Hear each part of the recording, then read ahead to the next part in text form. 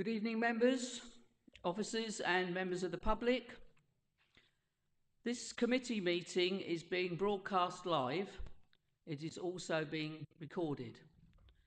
The link to the live stream can be found on the Council's website, www.tenderingdc.gov.uk/live meetings. Now, before I go any further, just two housekeeping items. If the fire alarm goes off, it's the real thing, so head in that direction and follow the exit signs. And also, if you have your mobile phones with you, if you could put your mobile phones on silent, please, or turn them off.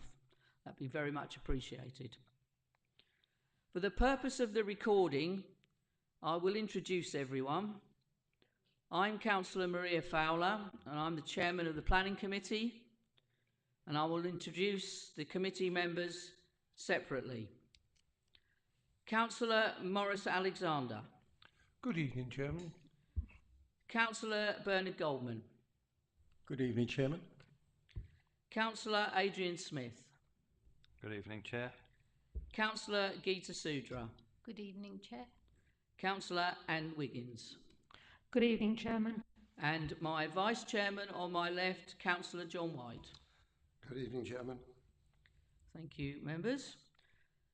The Council officers assisting the committee this evening are from Committee Services, Bethany Jones, and from Leadership Support, Maddie Adgar, and from Planning Services, Naomi Hart, Matthew Lang, Alison Pope, and our our Planning Manager, John Pateman G, and our Director of Planning, Gary Guyver, and our Planning Solicitor, Joanne Fisher. Changes to the agenda running order. Yes, there are changes to the running order. The running order this evening for the agenda 5 and 6 will change places on the agenda. So the application for Lower Farm East End Green Brightlingsea will be the first item to be heard this evening, and the others will follow as listed on the agenda.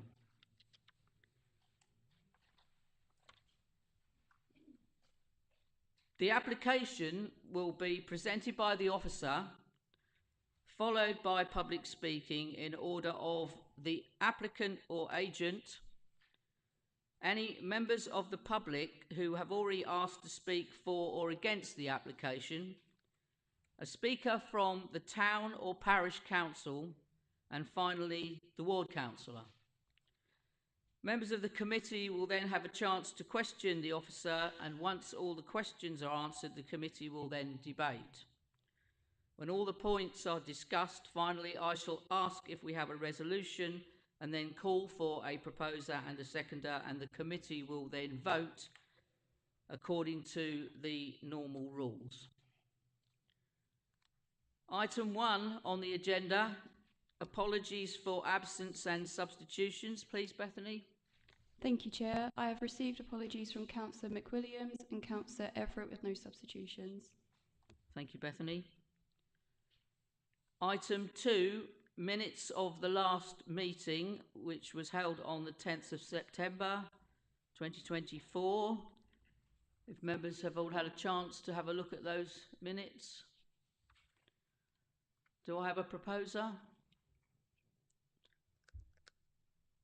Thank you, Councillor Alexander, and seconded by Councillor White.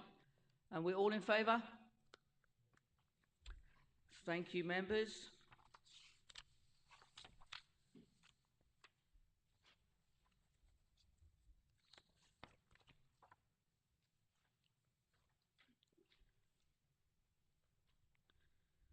Item 3, declarations of interest. Are there any? Councillor Goldman? Yes, I have a declaration of interest in the Clacton Football Rush Green Road. Yeah, I'd like to retire from the agenda. Thank you, Councillor Goldman. Thank you.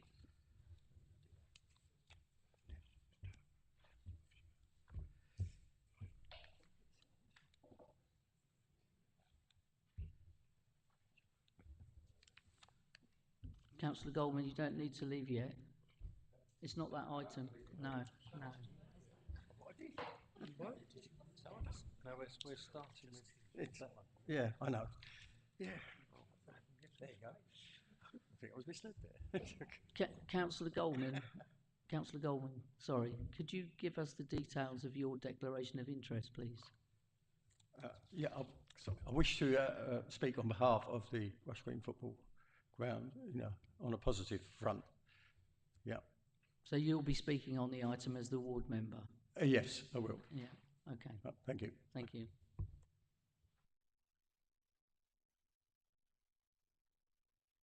Item 4 on the agenda, questions on notice pursuant to Council Procedure Rule 38. Are there any, Bethany? Thank you, Chair. There are no questions. Thank you. So the next item on the agenda, as I have just explained to you, has changed places. So now the item 5 now becomes the item A223/01196/full, Lower Farm, East End Green, Brightlingsea, Colchester. And to present the item to us this evening, our Officer Matthew Lang. Over to you, Matthew. Okay, thank you, Chair. Evening, councillors. So this application relates to land at Lower Farm in Brightlingsea. The application's for a mixed-use development comprising of holiday lodges and associated buildings such as dining and recreational buildings. Then it also includes detached houses and retirement living lodges as well as permanent dwellings. This follows on from a previous approval for a similar development, albeit a reduced scale, previously in 2021. This is the application site. It's located at the northeastern extremity of Brightlingsea. To the south is a recently constructed housing estate. To the north is a Grade 2 listed building known as Marsh Farmhouse. To the east is Lower Farm. To the north and to the east are agricultural fields. To the south of the site, approximately 150 metres, is the European designated site. This is an aerial image. You can see the land was former quarry land. There's some former silt lagoons and water bodies present within the site. Areas of vegetation around the water bodies. You can see the recently constructed housing estate to the south. Public right-of-way runs along the western boundary and then north-east towards Marsh Farm House at the top. In terms of other aspects of the site, there's an existing access straight onto Robinson Road, and then you've got another secondary access further to the west. These are views along Robinson Road. The top one there is a view looking eastwards, or westwards rather, and the bottom picture there is a view looking west. You can see the secondary access. You can see the housing that's recently been built there on the right-hand side of the picture. This strong mature hedgerow along the front of the site will be retained as part of the application. Top photo again shows the existing site access in situ, and then at the bottom you can see the site access, which is the main access into the site, but I'll show you a bit later in the presentation. Some various site photos, views looking across the open parts of the site. You've got views looking across the existing lakes and water bodies. And there's some further photos there of the existing features present on the land. So this is the treescape and waterscape plan. This is the existing features present on the site. You can see a large water body on the western hand side of the site. Then you've got areas of rough scrub and mature trees or self-seeded trees in that side of the site. Then you've got various water bodies centrally and around the eastern end. So this is the consented layout that I mentioned earlier. This has been implemented, so this could be built out at any time. This was for a mixed-use development again. There was holiday lodges scattered amongst the various water bodies. There was an area for activities within the western water body, water boats and yachting. And then you had the access onto Robinson Road. You had a hub centrally, 5 detached dwellings, and then you had an apartment block comprising of 36 retirement apartments. Then at the eastern end you had a glamping field, which was open, and then there was various pontoons and decking areas within that lake at that side. So these were the consented buildings. There was 51 one-bed holiday lodges, 41 two-bed, and 9 three-bed. And then you had the hub, which was known as the Barrow, which was centrally located, and then you had the apartment block set over 2 stories with a roof terrace. They were all 1-bed apartments. So this is the proposed development footprint. As you can see, the lodges have become larger now. They're sitting amongst proposed lakes and extensions to the existing lakes. At the eastern end of the site, or at the western end of the site rather, you have glamping pods, you have a leisure facility, you have a restaurant facility, multi-use games area, and then you have areas of detached residential dwellings and retirement lodges too. This shows it in a little more detail with the landscaping and the various roadways throughout the site. As I said, you've got the glamping pods, you've got 20 of those at the western end, multi-use games area, climbing tower, 5 detached residential properties for permanent living. They're accessed via that secondary access. Then you've got various holiday lodges scattered throughout the site. And then you've got the retirement lodges, which are now individual apartments or individual lodges served by a communal hub as well. And this shows just a bit clearer in terms of the zoning of the site. You can see number 1, the large circle is the retirement units. They're permanent in terms of residential occupation. You've got the glamping pods at the western end, detached residential properties at number 4, and then you've got the various holiday lodges shown in that pink number 9 colour. So these are the elevations and visuals of the holiday lodges. Simplistic contemporary form, shallow pitched roofs, light and dark cladding, and biodiverse roofs with solar panels. You've got sitting areas, and most of these back onto the lake areas, so there's a viewing areas, decking areas at the back. These are the floor plans. So there'll be 29 2-bed holiday lodges, 31 3-bed, 34 bed, and 14 5-bed lodges. So they've become larger than the original consented scheme. These are the retirement lodges. Again, similar design language to the holiday lodges. You've got the light and dark timber cladding to the front, biodiverse roof, solar panels to the roof. And these are largely smaller than the holiday lodges. So there's 6 1-bed, 15 2-bed, and 15 3-bed of those retirement lodges, and they're all designed for adaptable living, forever homes for elderly people. So these are restricted to over 55s only, and that would be a requirement of the Section 106. So the retirement lodges are supplemented by a communal hub, and that's just to the east of those individual lodges. Within there's a social space, meeting rooms, kitchen area for people to hold events. You can see the design is contemporary. It's got the overhang of the roof, use of glazing and timber on the outsides, and again a biodiverse roof to the roof.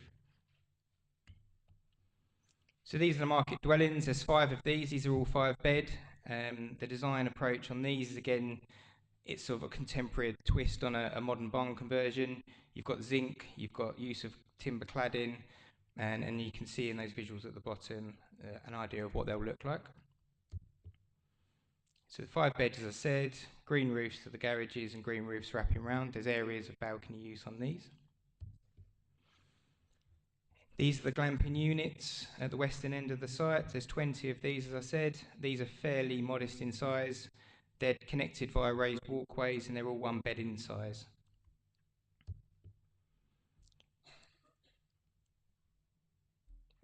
So this is the leisure hub.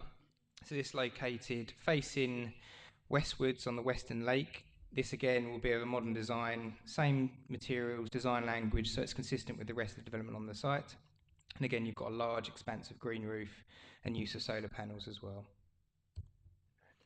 So this will be for use of the residents of the site. So what you've got an area at ground floor with a swimming pool, children's pool, gym area, bar area, and also areas for cycle hire as well.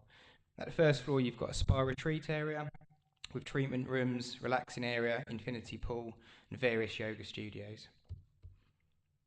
The restaurant is located just to the south of the leisure building, and this is curved so it focuses its views across the lake at the western end. Again, it takes on the same material and appearance as the other buildings across the land. And that's the floor plan of the restaurant. So these are various buildings scattered throughout the site. There's a workshop building located adjacent to the western lake, so this can be used for people hiring equipment to use on that lake, along with cycle hire facilities.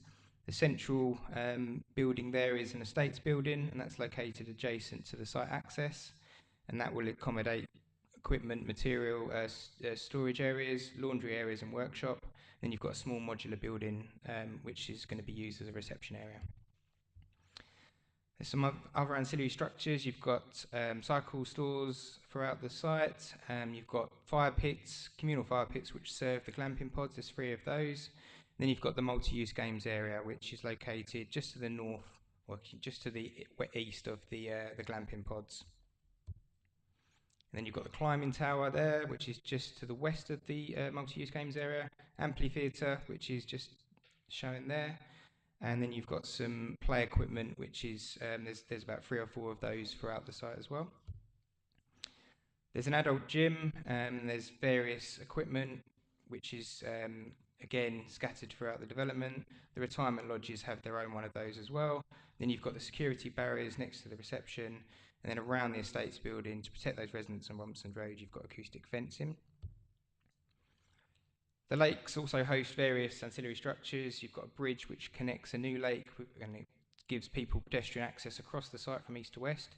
You've got various viewing platforms and raised walkways as well, all in traditional timber to ensure they're sympathetic to the character of the location. Landscaping proposals, the southwestern corner, the hatching shows that vegetation is going to be retained and strengthened, so that strong boundary onto Romson Road will be strengthened. And then you've got various pockets of new trees and various planting within the site itself. The northeastern corner, that's particularly sensitive in terms of mature trees and bat roosting potential, so that's being left undeveloped and retained. And then you can see the retirement lodges down there. You've got a birch glade being planted and various hedgerows. So there's no real fencing proposed to separate the lodges. It's all organic, it's all landscaped to ensure that that doesn't retain an urban feel. Site sections, you can see the relationship with the properties on Romson Road. So the left-hand side at the top there is a Romson Road property. The site drops down towards the multi-use games area. You've got areas of bunding with planting on top. Then you've got the restaurant building, and it drops down further to the water body. So there's good separation distances there. The second section shows the market dwellings. So again, they're no higher, given the changes in ground level, than the existing properties on Robinson Road. The estates building is slightly higher because the land's slightly higher in that location, and that shows the ridge height similar to the existing properties. And then when you look at the glamping pods at the bottom there, they're significantly lower. That's where the site dips quite significantly. So there'll be a good strengthening of the hedgerow in that location, and there'll be limited impact on those residents. So the junction details, secondary access which will serve those 5 dwellings, that's going to be enhanced. There's going to be a wraparound footway and tactile crossing area, and then you've got the main site access into the development, which again will be served by a footpath, and it will be enhanced and visibility displays applied to that. Essex Highways have reviewed these junction details and have got no objections in terms of the specification of the accesses and in terms of network flows over and above the consented development. And they've looked at various modelling of the local junctions, and they've reviewed that, and they've got no objections to the scheme. Surface water drainage, there's an integrated surface water drainage scheme. There's the implementation of swales across the site, surface water pipes, and that will all outfall into the water bodies present within the land. So that will all be contained within the development, surface water. Foul drainage will be served by pumping stations. There'll be a connection to the mains via the Anglian Water connection in Romson Road.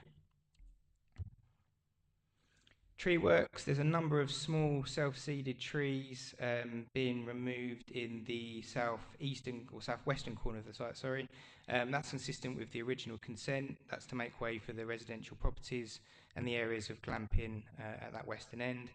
The tree officer's got no concerns with the removal of these trees. They're all fairly small and minor in nature, and there won't be any adverse impacts on the amenity. And in terms of the landscaping proposals, as I showed you earlier, there's a significant increase in tree coverage across the site. In terms of the lakes and the ecology buffer,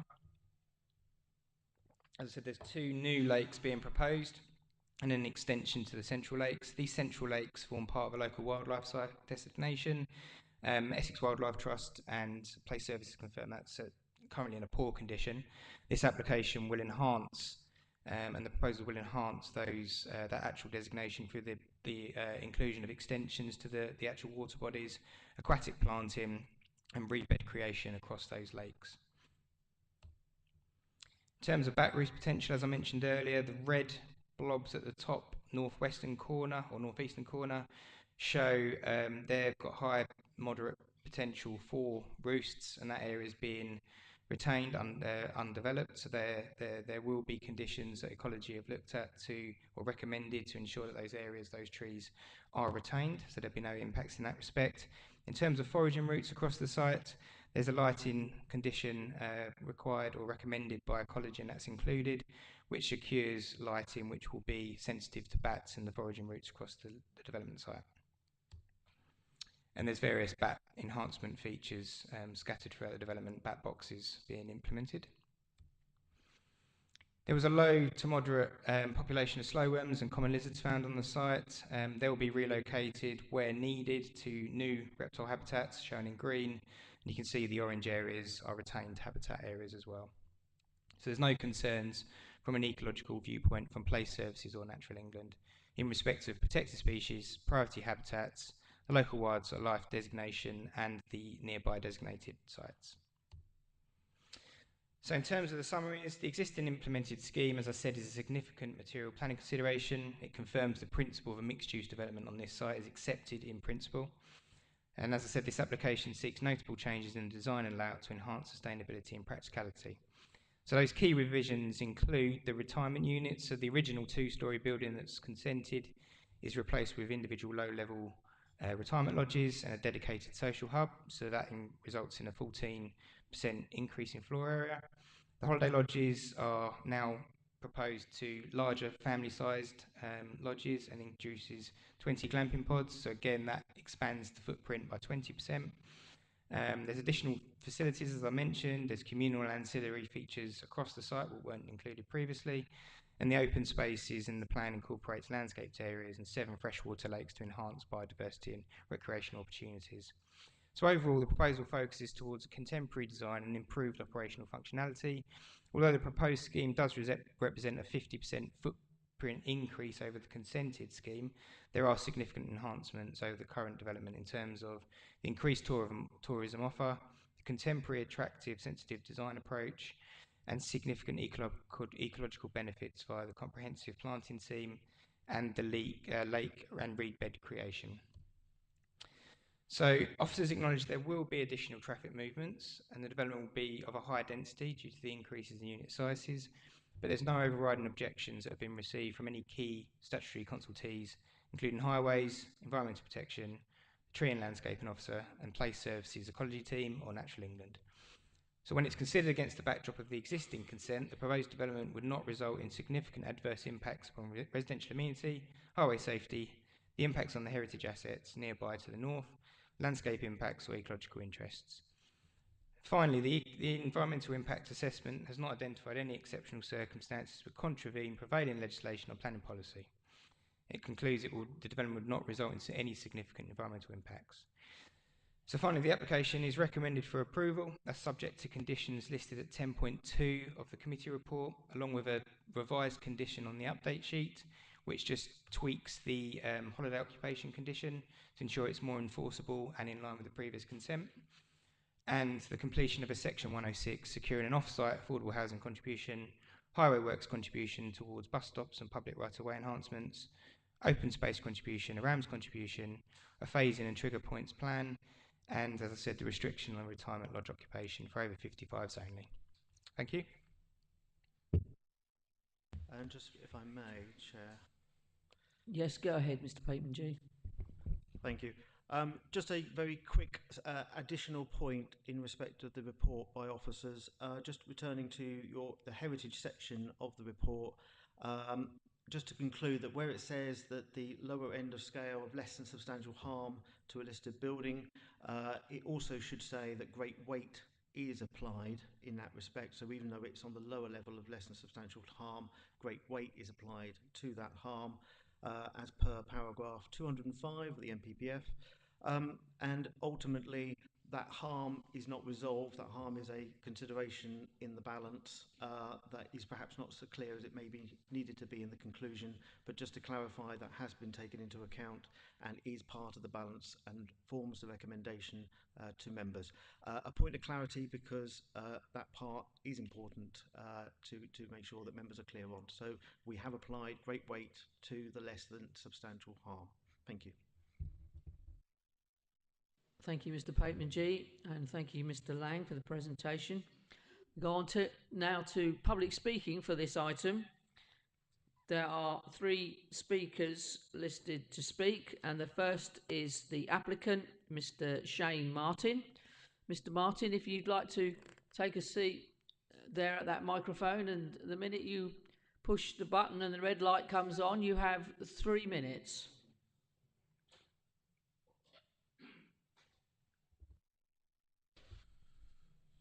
Thank you, Chair, members and officers. This application looks to build on the agreed principles of the existing consent. It maintains the same number of dwellings, but includes improvements to the tourism offering. It also provides building for staff welfare, management and site maintenance. Dwellings of lightweight construction are proposed with no dig foundations, exceptional thermal efficiency and low carbon footprint. We have listened to and responded to comments from statutory consultees. None have objections. The tourist park will not operate with set changeover days. Visitor access will be arranged with lodge owners and reception, and there will be no queuing traffic at the entrance to the park. As operators, Artemis will own and manage communal facilities and be responsible for landscape maintenance. We will also manage the membership offering to local residents, which we hope to increase through future negotiation with highways. We've taken the opportunity to review the design and operation of the retirement apartments. We seek to remove the consented apartment block with roof terracing and observation deck close to Robinson Road, and instead provide single-storey lodges. These are designed as contemporary modern bungalows capable of providing future supported living whilst allowing partners to continue to live at home with their loved ones. A retirement hub building will also provide space to meet and interact with other residents, and it also provides space for visiting services and healthcare professionals. Overall, the area of the buildings equate to 7% of the site. We are therefore committed to protect and enhance on-site ecology and habitat. Our proposal differs from the consented scheme, which reduced the western lake. This lake will be retained, and the central rectangular lake expanded with bankside vegetation retained to create an island habitat. 2 new lakes will be created, planted with reed beds and semi-aquatic plants. Planted eco-rafts will also provide seclusion and potential nesting sites. Buildings with intensive green roofs planted with perennial grasses and shrubs will compensate for building footprints. An ecological clerk of works will oversee construction activities and be retained once the park is operational. Survey data will be recorded and shared with bulletins providing to residents, visitors and with local wildlife groups. Whilst development has been secured with lawful implementation of the existing consent, we strongly believe that this does not go far enough to provide the best opportunity for Brightlingsea. It does not go far enough to provide employment opportunities. It does not go far enough to offer the chance to form strong links with local business. This new application provides these opportunities. We are encouraged to have already received employment inquiries from locals and expressions of interest from retirement living, and we are confident that the enhanced offering will provide more attractive tourists wishing to visit the site. Thank you very much. Thank you, Mr. Martin. That was absolutely bang on 3 minutes. Well done. Thank you. The next speaker on the list I have is a member of the public speaking against the application, Mr. Paul Neal. Mr. Neal, if you'd like to take a seat, and when you push the button and the red light comes on, you have 3 minutes. Hello everyone. As the committee saw today, Brightlingsea objects. I live on Robinson Road, metres away from the proposed leisure facilities. Cleansing of the dead hedgerow, much of it is dead, will take many years to grow back. Some of the 10-metre high buildings that are going in will be visible to us all. I already hear voices from a few people fishing, and when hundreds are on the site, that will increase. We'll have years of construction noise on a busy road. That road will become unsafe. Robinson Road is a metre shorter in certain places, and it's already hard to pass, which I'm sure the committee found today on their bus. Listed buildings and landscape settings will be impacted. That needs protection. There are proven serious traffic concerns. A town already constrained by an overcapacity junction, as shown by TDC's own modelling. The committee report that's been produced has the consultant's data for vehicles capped at 25 vehicles. This doesn't reflect the true numbers. Early in the morning on some of those junctions you get over 25 vehicles. The consultant's own modelling on Brightlingsea Road showed 78.5 vehicles. And on the other arms of those junctions, nothing has been shown within the report. The developer's own table shows that the traffic increase on Robinson Road will be 182% in the morning and 164% in the evening. There has been Natural England, that's been mentioned a couple of times here today. Natural England have sent in an update this afternoon to you, which you have within your email. They've responded in February and October. They previously based their evidence on their decision on the applicant's planning submission. They're suggesting that the council will therefore need to take a view on the new evidence that's come to light, whether this should be factored into the applicant's assessment of the functionally linked land status.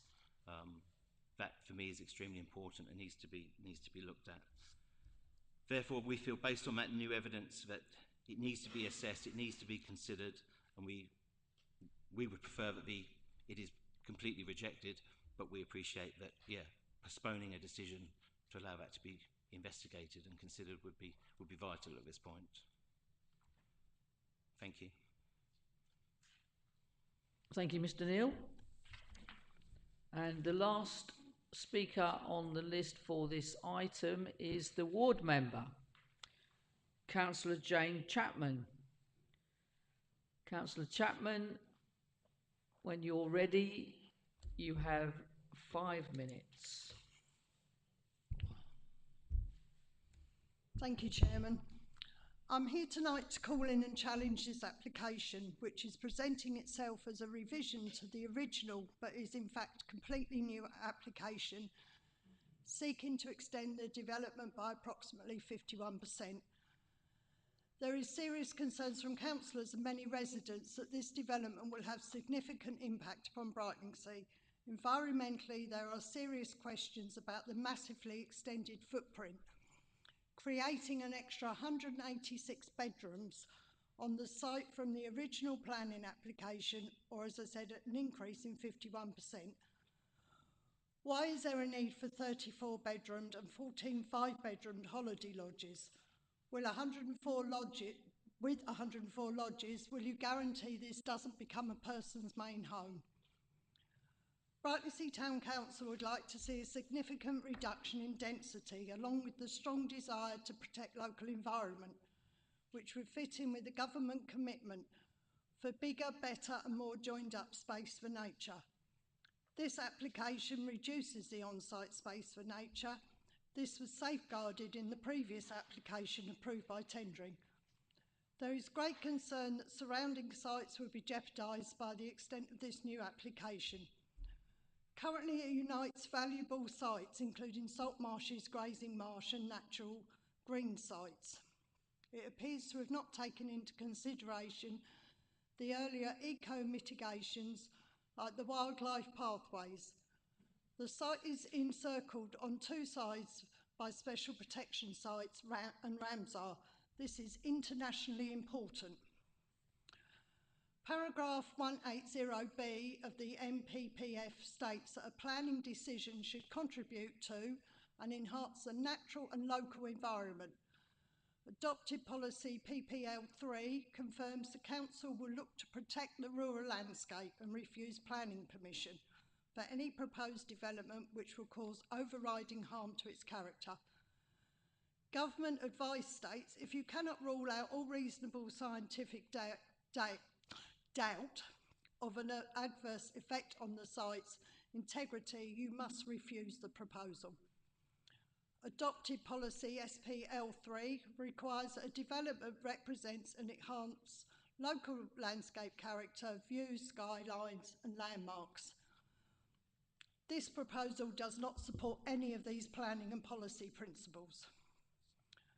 The proposal has been scrutinised by relevant statutory bodies, and many such as the ECC Green Infrastructure Team, Essex Wildlife, RSPB have voiced serious concerns about the impact. A number of consultees have nevertheless signalled approval, but only subject to the imposition of pages and pages of demanding conditions and the provision of ecological and environmental management.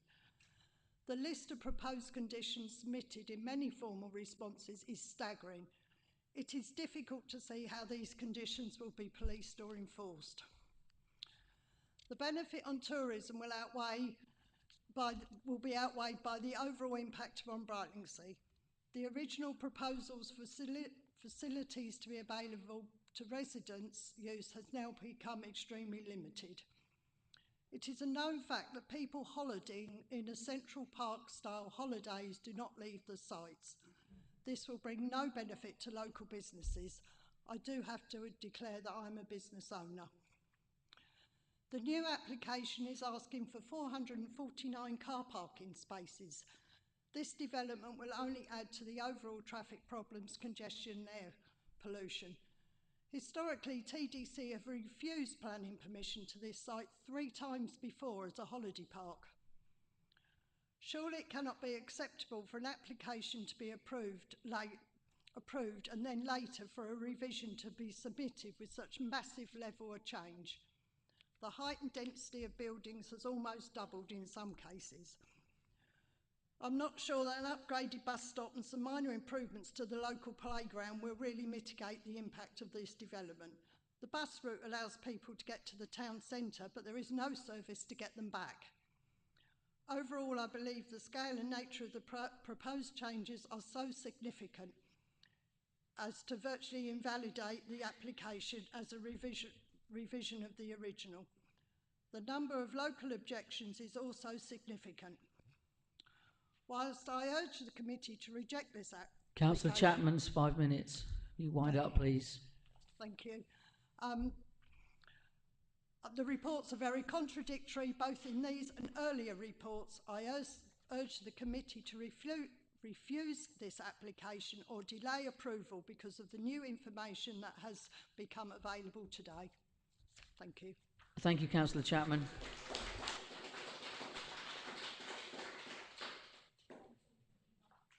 Mr. Lang, Mr. Payman-G, are there any points made by the speakers that you wish to come back on?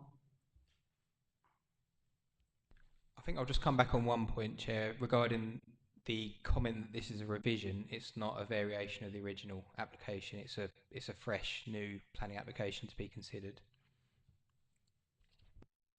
Thank you, Mr. Lang. Mr. Payman-G? I was going to say that.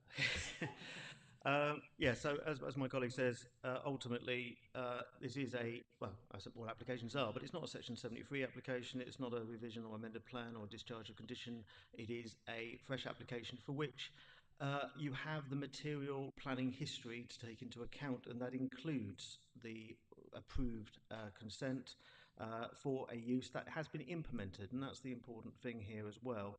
That has to be given, in our opinion, significant material weight in your decision making, not least because it would, in any appeal situation, be given significant material weight.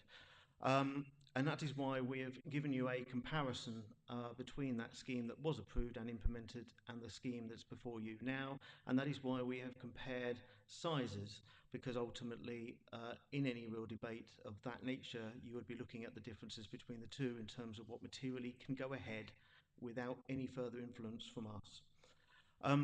Turning to the other point, it was mentioned new evidence in respect of an email that I got at 3:26 p.m. today, although actually I didn't get it for an hour later because it went to our policy team by mistake first, but it did get to me eventually. Essentially, this is an email from Natural England, and it was a bit late to put into late papers, so I do apologise, Chair, that we haven't been able to forward it to you. essentially, they have been in receipt of information from a third party, and that information is in effect that there was a formal survey by the applicant that found 23 curlews, which are wading birds. No, the former survey was members of the public, 23 curlews. please do not interrupt. The next time somebody interrupts, I will suspend the meeting and clear the room. If I will start again, the formal survey by the applicant was 23 curlews. Plus, of course, we have Essex Field records showing none. Objectors have in their evidence, and this is the evidence that Natural England have been referring to, found 31 curlews. And so it is reasonable, I would say, to members to take the position that there are possibly between 20 to maybe 20 to maybe 35 curlews visiting in some form, nesting or otherwise, on this site. Given the ability to wade in this area, I find that not surprising. The development does have areas for that to occur. There are, of course, in this development proposals to account for this in terms of the existing lakes to be retained and extra lakes formed.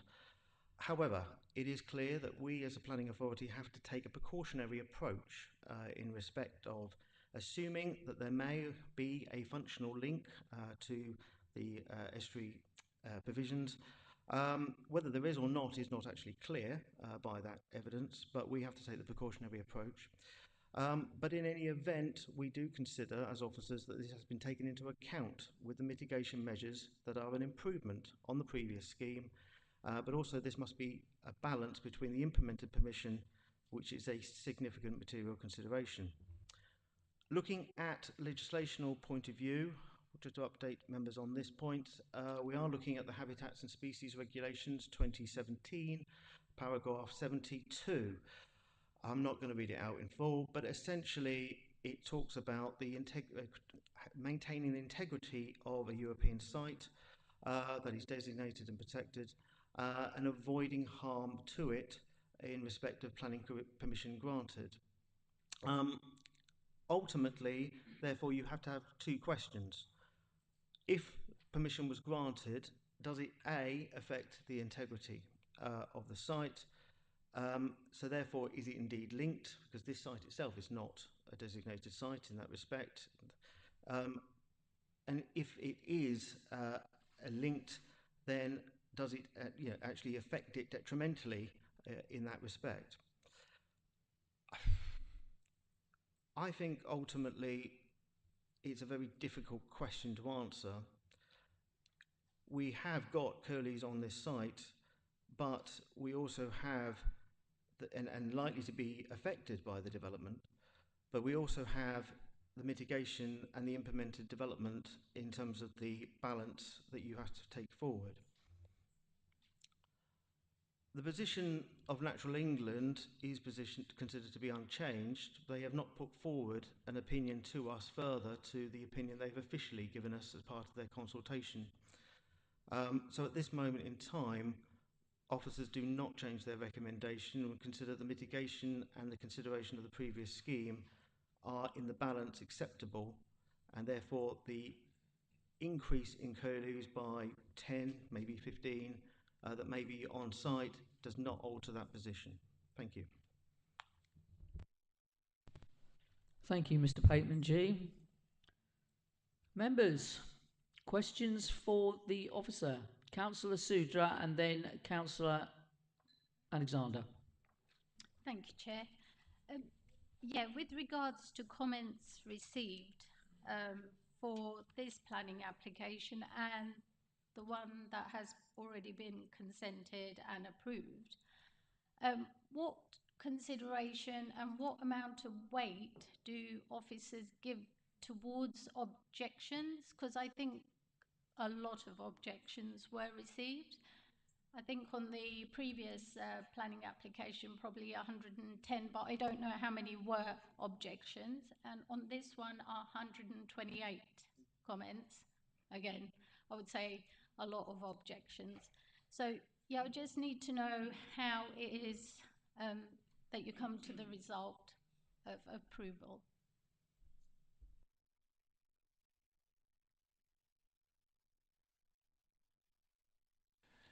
Yeah, there has been a substantial number of objections to the application. All those objections are taken into consideration and outlined within the report. The matters raised are all considered, and where they're material planning considerations, they are covered within the officer's report, and a weighting is given to the various balances and recommendations of consultees. So yeah, they are taken into consideration. There is a significant number, as you mentioned, but officers are confident that the issues raised aren't significantly harmful to the acceptability of the scheme, and that's covered within the report. Thank you. Okay, thank you. Councillor Alexander. Thank you, Chair. I'd like to go back to your email, if I may, in respect of curlews, and to inquire, are curlews nesting sites protected in the same way, should we say, barn owls or other species of that ilk? Yes, all birds nesting are protected. Chair. It's my understanding from a comment made today on the site visit, and I went away and looked at this afternoon. I found it quite interesting, actually. Curlews require a certain lineage of flight to move from one place to the other to get into the air across the wetlands in which they live.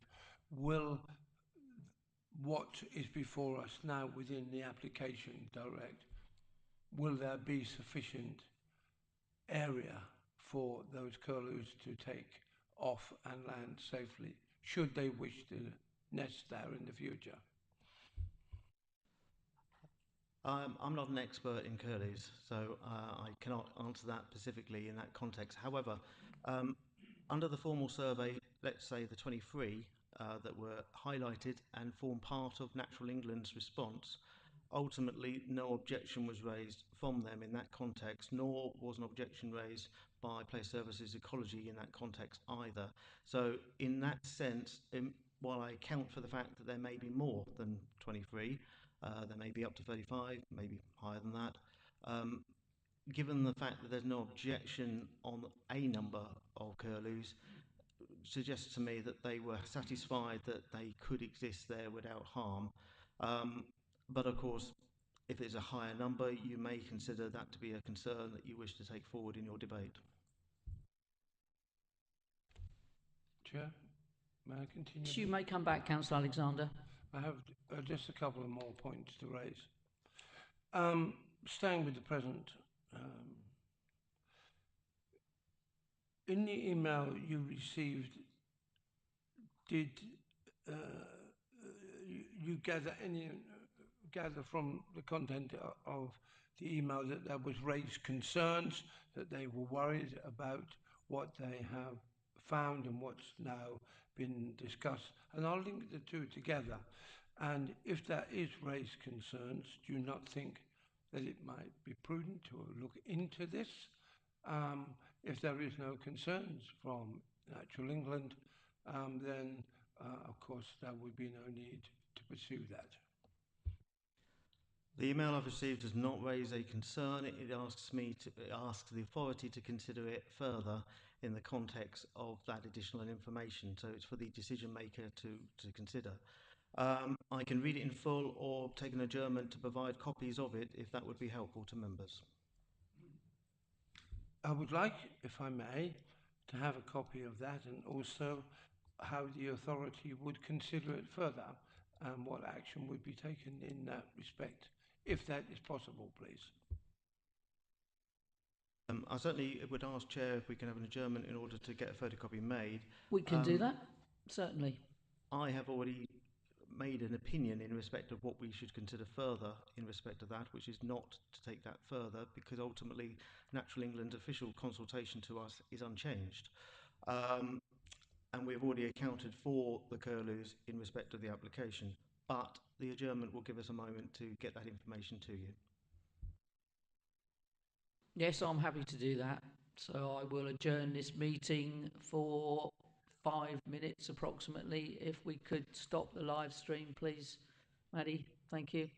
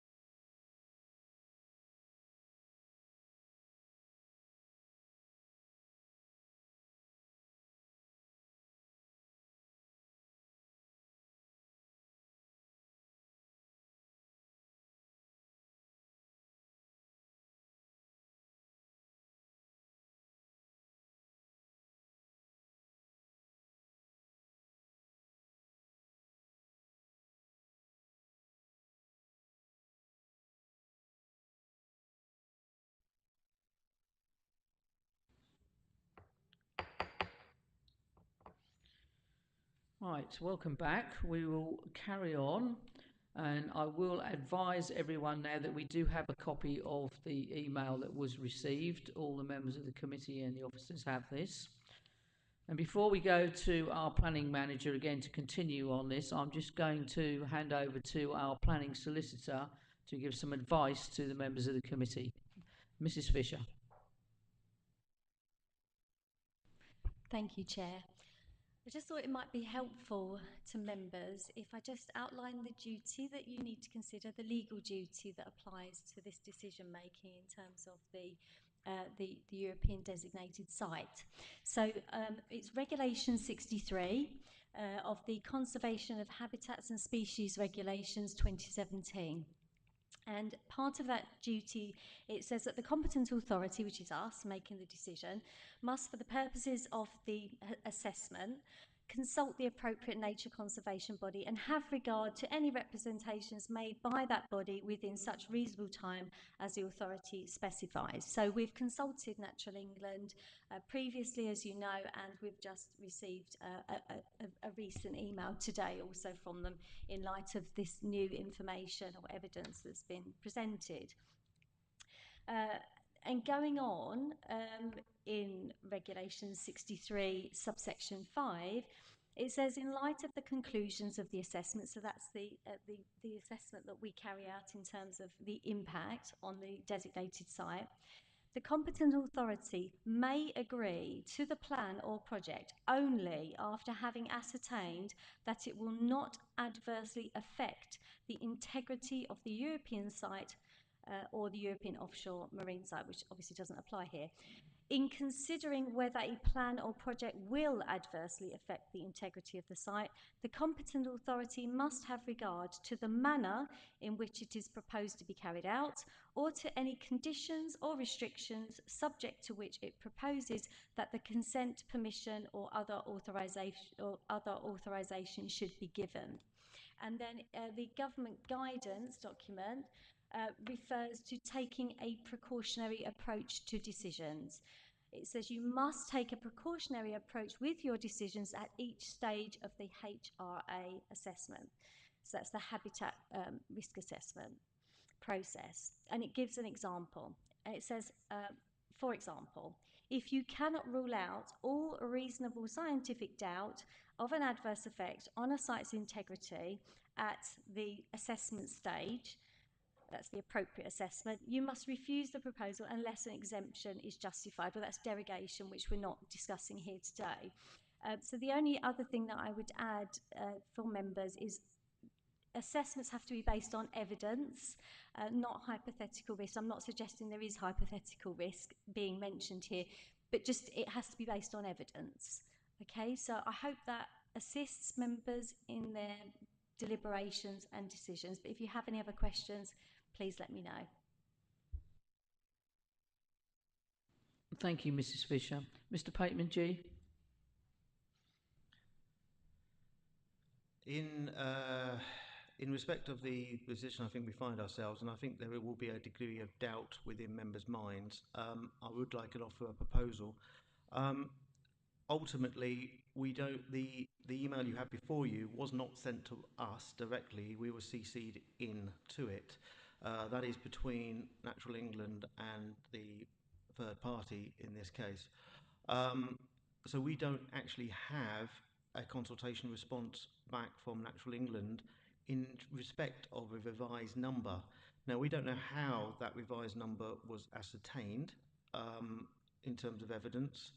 And ultimately, it's not part of any formal survey. Access to the site was not part of that arrangement, and so on.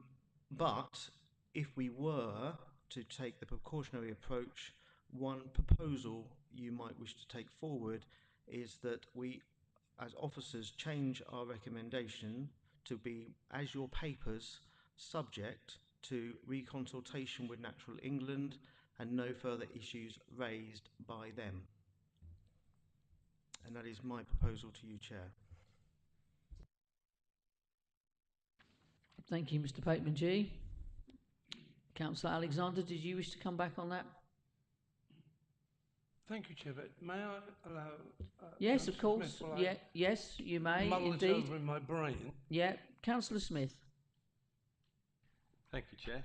I just wondered if we could take into account what Essex Wildlife Trust have said, as they have, if I find the right bit, it does actually say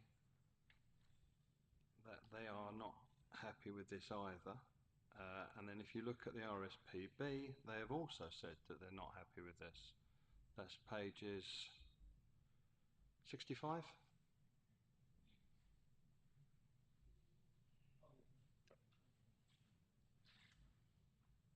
So in actual fact, on page 63, Essex Wildlife Trust on the 13th of October objects to this proposal for the following reasons. I'm not going to list all the reasons because they're there. And then further down, the RSPB do the same thing. And they also bring up about curlews and skylarks and ground nesting birds. I'd like to see us at least agree with them, or at least they come back and say that there is a solution to this. But at the moment, when they're saying no to it, it doesn't seem like a good idea for us.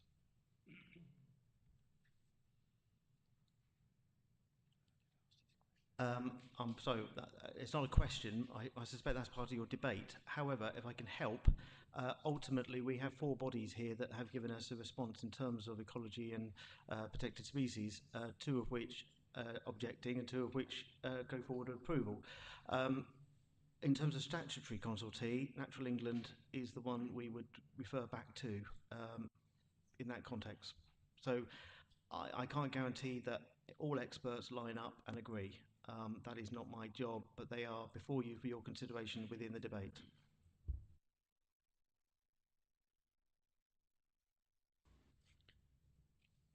Councillor White.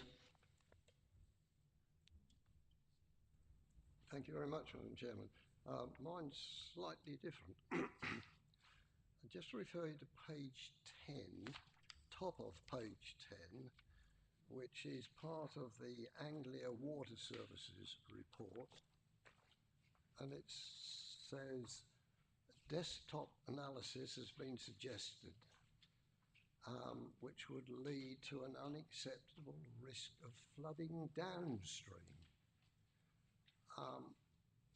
Now, my knowledge of downstream there can't be much in that particular area that would cause problems in downstream, but I'd just like the officer's view about it, because it goes on to say, if you haven't done so already, we recommend that you submit a pre-planning inquiry to Anglia Water. And my question is, was that ever done, and what was their reply? Thank you. I believe that comment is from Anglian Water, and that relates to a feasible drainage strategy. So that has been designed. I'll just go to this relevant slide. Here we go. Yeah, so Anglian Water are concerned with failed drainage. Their comments are in relation to surface water drainage. This surface water strategy has been designed and reviewed by the Essex County SUDS team, and they've got no objections in respect of what's proposed. They're confident that the surface water emanating from the development can be contained on site as part of this integrated surface water drainage strategy. Can I just add very quickly, when they say pre-planning, they don't actually mean us as planning authority. They mean with them in terms of planning what to do. Very grateful for that. I'm just a bit touchy when we see what's happened in Spain recently and flooding, and I couldn't see how, if the lakes over flooded, that they could do much problems flooding downstream, but that was just a personal thing. But you've answered my question. Thank you very much. Councillor Alexander. Thank you, Chair. The introduction of the late news information brought to us which is not a part of the agenda which we see now, seems to have caused some concern, certainly for me, and listening to my colleagues, my fellow colleagues here, they also have shown concern. That that we talk about catching vertebrates and insects and other species, popping them into receptors and then taking them to another place. Of course, you can't do that with birds. It's not possible. For one, they'll just return to the site that you've removed them from. There is confusion here, and what we have before us here, and if I may, is to ask for a little clarification so I fully understand this, because I think, Chair, that I'm not going to be able to make a clear and concise decision based on what I see here. And I want to be fair to both the developers, agents, and also, of course, members of the public, and to get it right, because that's what we should be doing, always seeking the correct way forward. And it just comes here, whether this should be factored into the applicant's assessment of the functionality, linked land status of the proposed developments. May I read that? Is that okay, Chair? Thank you. The proposed development site and surrounding land, including and securing of appropriate mitigation measures to ensure no adverse effect on SPA birds and the integrity of the Coal Estuary SPA. Now, may I ask if you could expand a little more in your view, professional view, on how we should be looking at that, please? So ultimately, the change, the only change we're talking about here is the formal survey, which had X number of curlews, and we have an indication that that may be a larger figure. In this case, 31 instead of, I think it was 20. Where am I? 23. So 23 versus 31. That is the difference.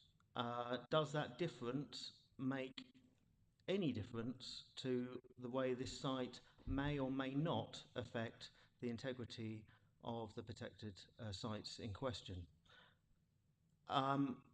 If I may, Chair, I've already suggested that if the judgment cannot be made because of uncertainty, although I feel that, in my opinion, we have sufficient evidence from Natural England already that the curlews on site have been taken into account, and that has a margin of error in respect of that number.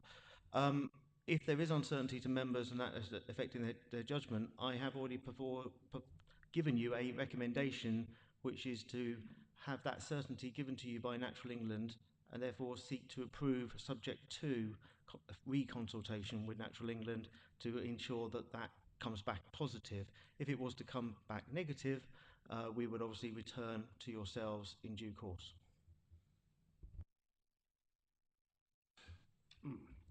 Now I understand.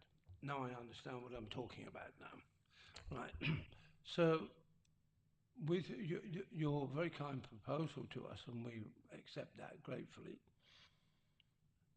that we would accept the agenda as laid out, and then yourselves would then, after the meeting tomorrow or whatever, pursue what's going on here and then report it back to us.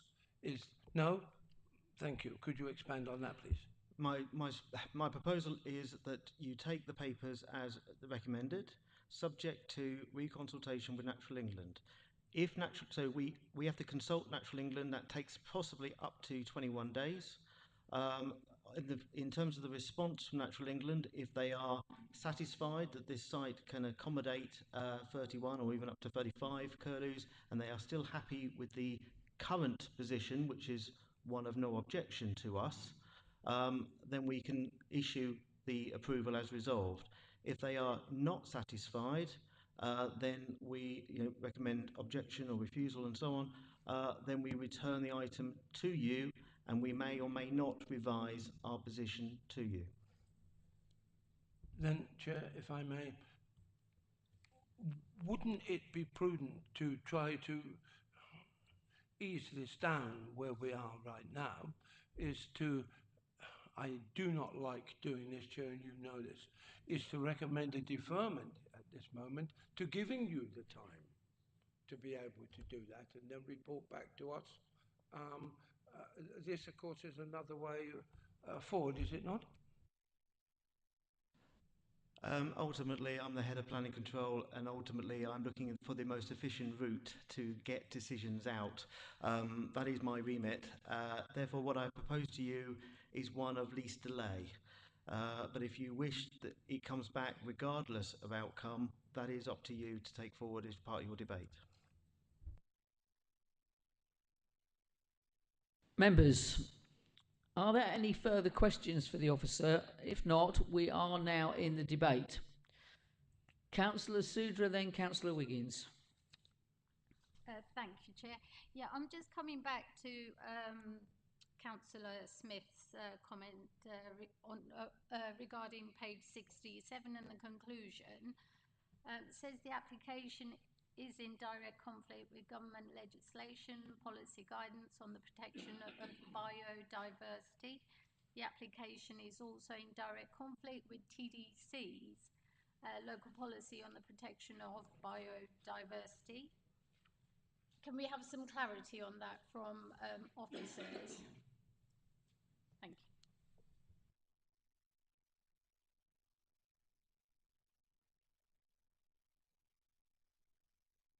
Sorry, could you just repeat the page number and... Yeah, page 67, and it's the conclusion, number 5.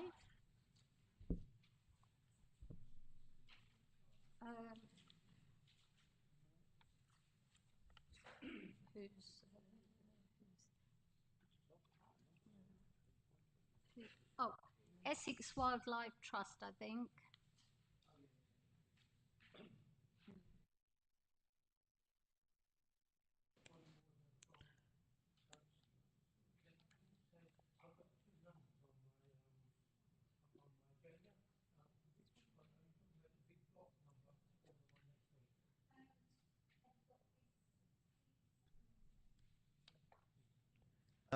I think we have found the point you're referring to, which is the Essex Wildlife Trust consultation. And as I pointed out earlier to Councillor Smith, ultimately, yes, there is a conflict. They are objecting. They feel it goes one way. Natural England and others feel it goes the other way. That is the position that we've had to balance to come forward to you.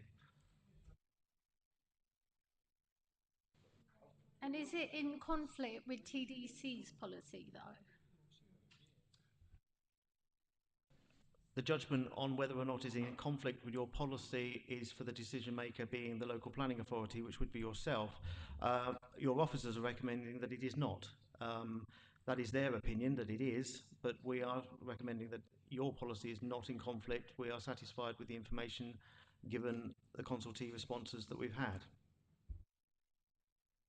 That's great, thank you. Thank you, Councillor Sudra. Councillor Alexander, are you happy with the page numbers now? Yes, well, I did spot that as well, that we'd had some printing and the page numbers were a bit confusing. So we are in debate now, and I will go to Councillor Wiggins next and then Councillor Smith. Thank you, Chair. All I wanted to say was two things I'm concerned about. One is the fact that the health service have come back with no comments received, or you've come back with no comments received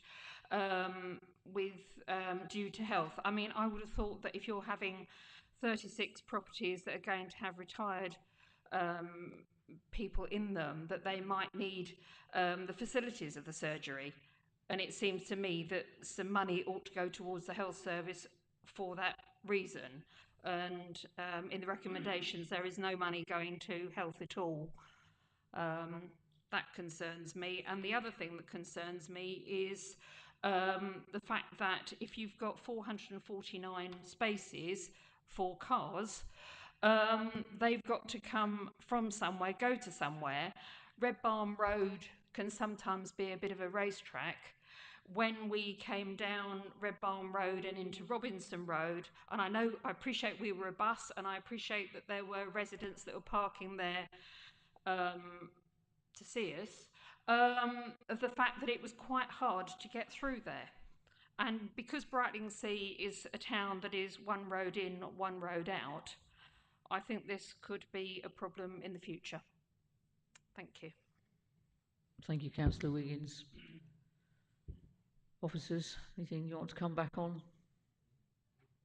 Yes, in terms of the health comments, they only usually comment on schemes of 50 and above.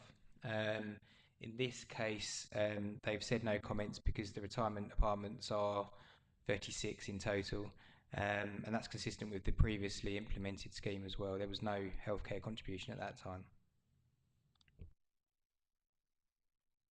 Mr. Lang, before I go to Councillor Smith, I had on my list to raise the make a comment, I should say, an observation on what we saw this morning on the site visit with the way that we drove in down Robinson Road to the site. And yes, we had an excellent minibus driver, but it was still a little on the difficult side. And I think the bus that we were in was what's described as a long wheelbase minibus, so it's fairly big, but with all the traffic, I just sometimes wonder what Essex County Council highways are thinking of. But I've said that before on many, many occasions. I'll never figure that one out. Councillor Smith. Okay, you've changed your mind. Okay, now what I'm looking for now is a proposal. Councillor Alexander. Haven't found the right page. I do agree with you, especially, but we've had debate and I haven't debated. I do agree with you. We had a 17-seater. This one excellent driver, I must be honest, and he needed to be to get down there. I'm just wondering what's going to happen if, in a holiday scenario, if you had a coach with larger amount of people in it, or indeed if we had those enormous lorries that come in and out carrying goods and shackles for the work. But at the same token, as you know, I place great stock in what our officers tell us, and I tend to lean, if I can, towards them. So in this particular instance, I'm going to go with the proposal from Mr. Pateman G, that we indeed carry out your suggestion, and I'm sure that you'll give it back in force, so long as we look at this whole wildlife thing, because it appears to me that this may be the Achilles heel we might be looking at here.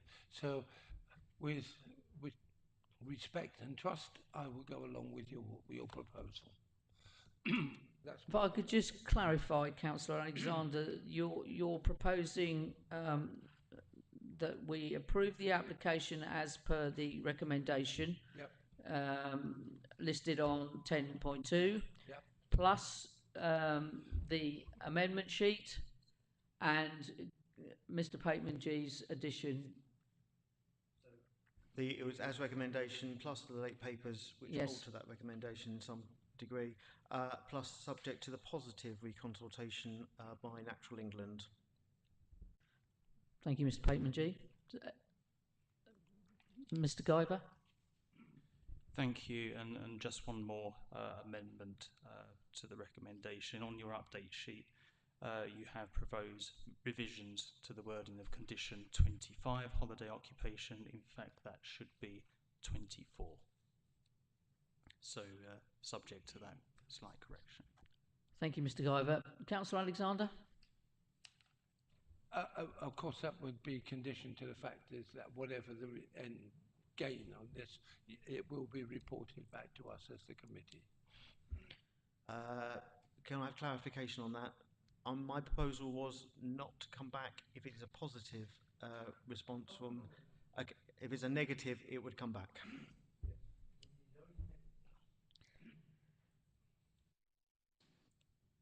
Councillor Alexander, that's your proposal? Yes? Okay. Do I have a seconder? Councillor Sudra, so it's proposed to approve, as we have just gone over and clarified, and seconded by Councillor Sudra. May I now have a show of hands for approval of this application?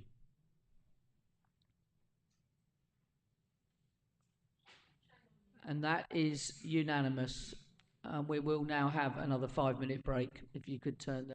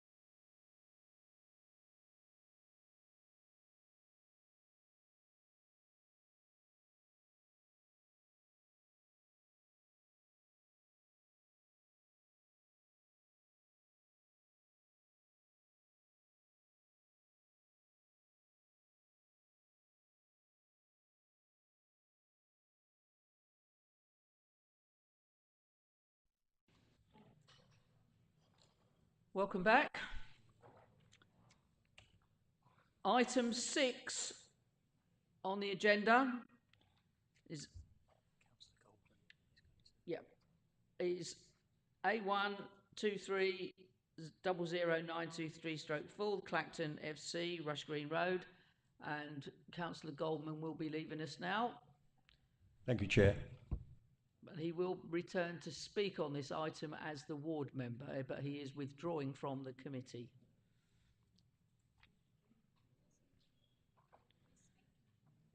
You could stay in the room if he's speaking. He's going to go around that way and come back in there.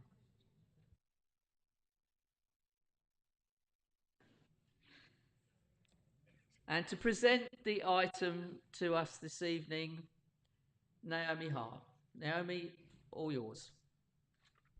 Thank you, Chair. Good evening, members. This item is before members as the land is owned by Tendring District Council, and in officer's opinion, the proposal is a departure from the development plan. The proposal is for the extension to the existing football club to provide an additional all-weather training pitch area. The application site relates to a parcel of land directly west of the Clacton Football Club and is located with the Rush Green safeguarded open space.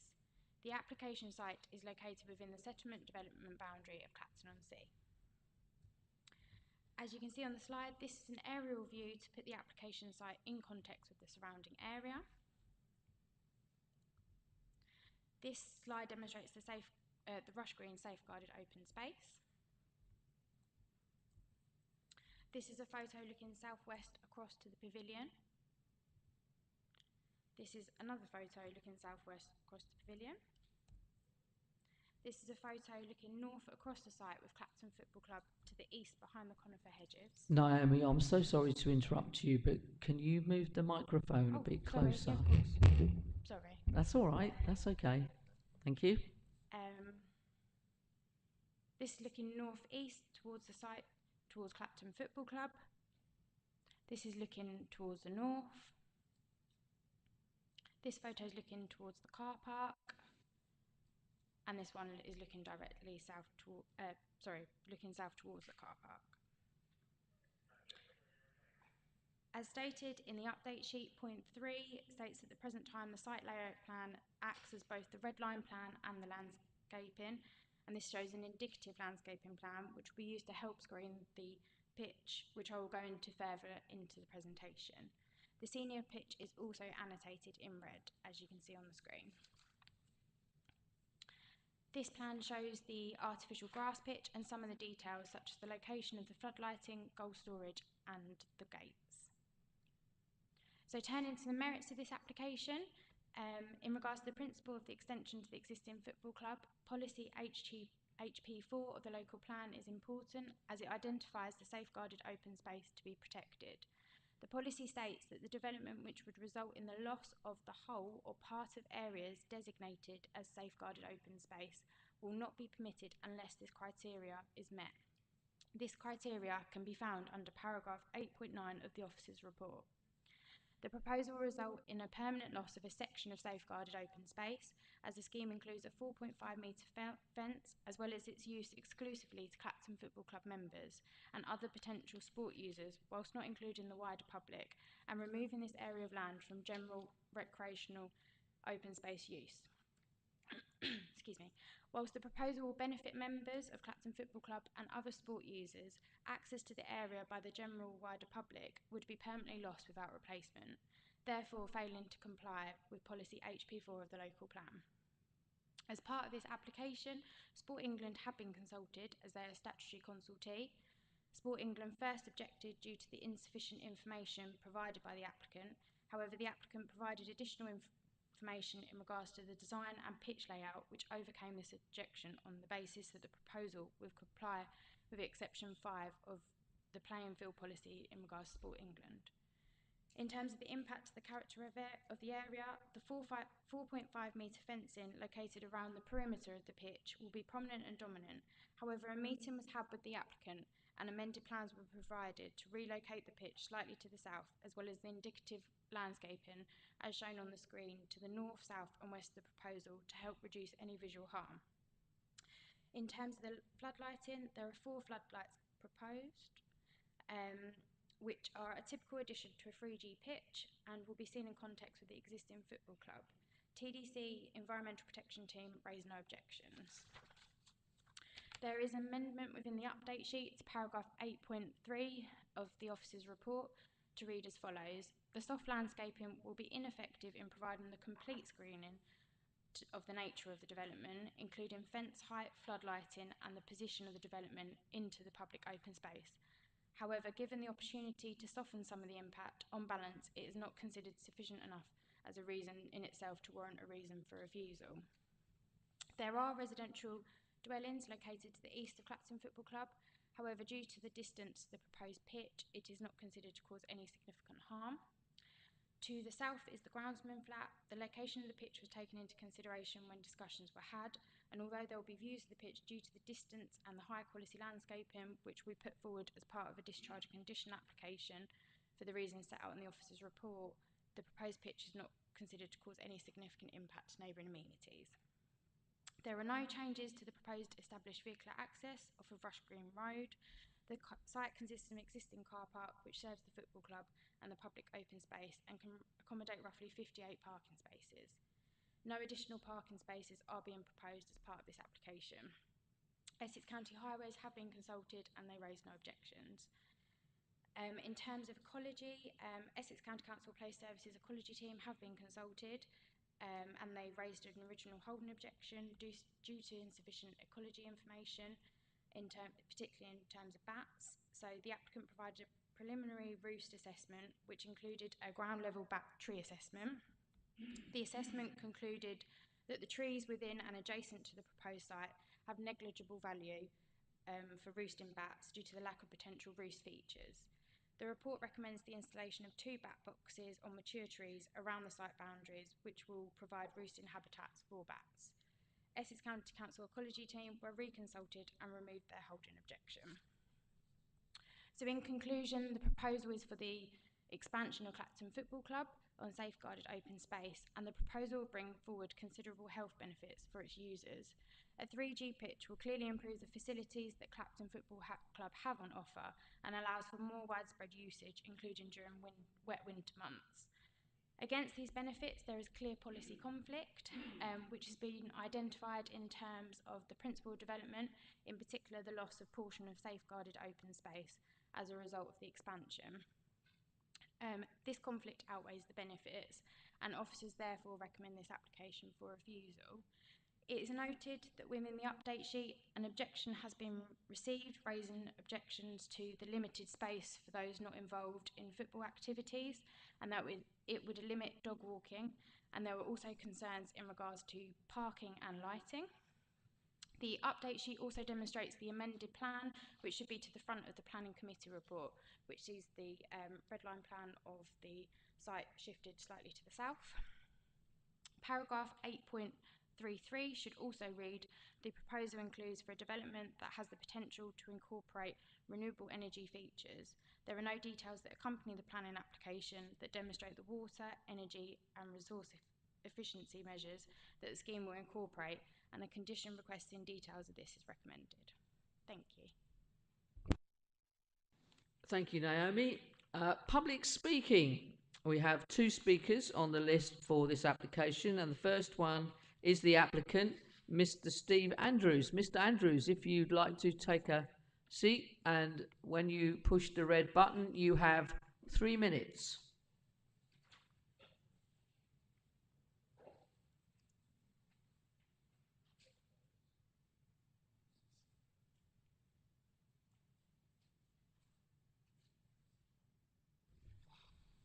Hello everyone. Founded in 1892, we have around 600 boys, girls, men and women taking part each week in 36 teams, plus other initiatives, all made possible by around 75 amazing volunteers. We're surrounded by the most deprived wards in Essex, and the majority of our membership is drawn from these estates and areas. This presents unique challenges, especially financially, and everything we do has to be affordable. We're a not-for-profit charitable community benefit society owned by the community and existing for the community. Our current ground accounts for just under 8% of the total park area at Rush Green, and we're asking to extend our lease that we take from the council to account for the pitch, which would take up around 1.75% more of the park. We need this to provide somewhere for our teams to train.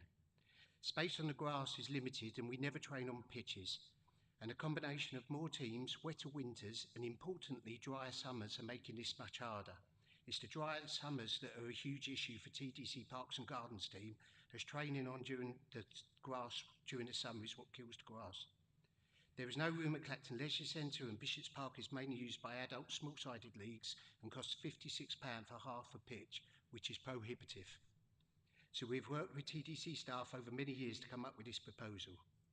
But our team training will only account for 50% usage of the proposed facility. The rest will be other FA initiatives that are open to all, plus active Essex kids clubs, other community use and other youth football clubs. Examples are disabled football, walking football to help social inclusion, Man v Fat sessions, mental health sessions and many, many others. All of which we have to turn away at present as we cannot have any more wear on our grass pitch. Our very youngest teams will also be able to play their Sunday matches at the facility, ensuring every game is on and giving them the best possible start to their football journey. Also meaning we use less grass space on Sundays and there's less strain on TDC resources getting them ready. As I hope you saw this morning, there's still ample space for dog walkers to just go round to what we propose, and what we have planned does not have any impact on any of the marked out pitches. The area in question already has planning permission as a floodlit training area, but there's been historic movement there making it unsuitable, and then TDC put 2 benches there, which did not help training. Visually, TDC Parks and Gardens have talked for many years about digging up the row of conifers and replanting with native species trees and more landscaping. We also urgently need to make improvements to our ugly metal sheet perimeter fence, which will all be replaced as part of this proposal. The landscaping plan addresses this and was made in consultation with other park users and the person who lives in the flat in the grounds. The plan is visually a massive improvement to what is there now. As per the ecology consultants, what we plan is also much more environmentally 3 minutes, Mr. Andrews. Can you wind up, please? Thank you. To sum up, we can't deny that we're encroaching into a park, but it's a relatively small area and more than offset by the community good the facility will bring to literally hundreds of users every week. It will transform our club, allow us to do even more great work in that area that desperately needs it. The landscaping we propose is extensive and visually it will be a huge improvement, as well as being environmentally more beneficial. Thank you. Thank you, Mr. Andrews. Thank you. Next on the list of speakers is the ward member, Councillor Bernie Goldman. Councillor Goldman, you have 5 minutes. Thank you, everyone. Thank you for your nice report and that sort of thing. Very well done. Yeah. Thank you to Steve as well for his quick synopsis. Right, I am the ward councillor. I haven't been here that long. I know that the area, Blue House in particular, suffers from a lack of investment in respect of amenities for younger generation, in particular football, stuff like that, which is greatly needed. It is not quite. It's no, it's more the younger generation, which is something we tend to miss the whole point of what we are supposed to be doing.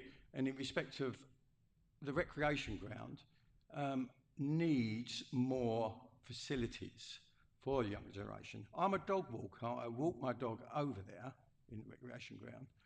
I understand that the dog walkers won't miss that particular part of land. I understand also that the land is under TDC, it's owned by TDC, but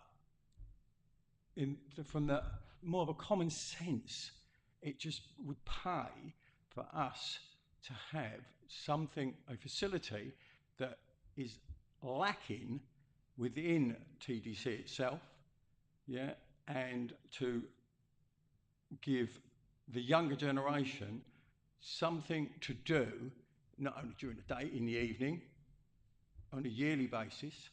It would probably pay for itself as well.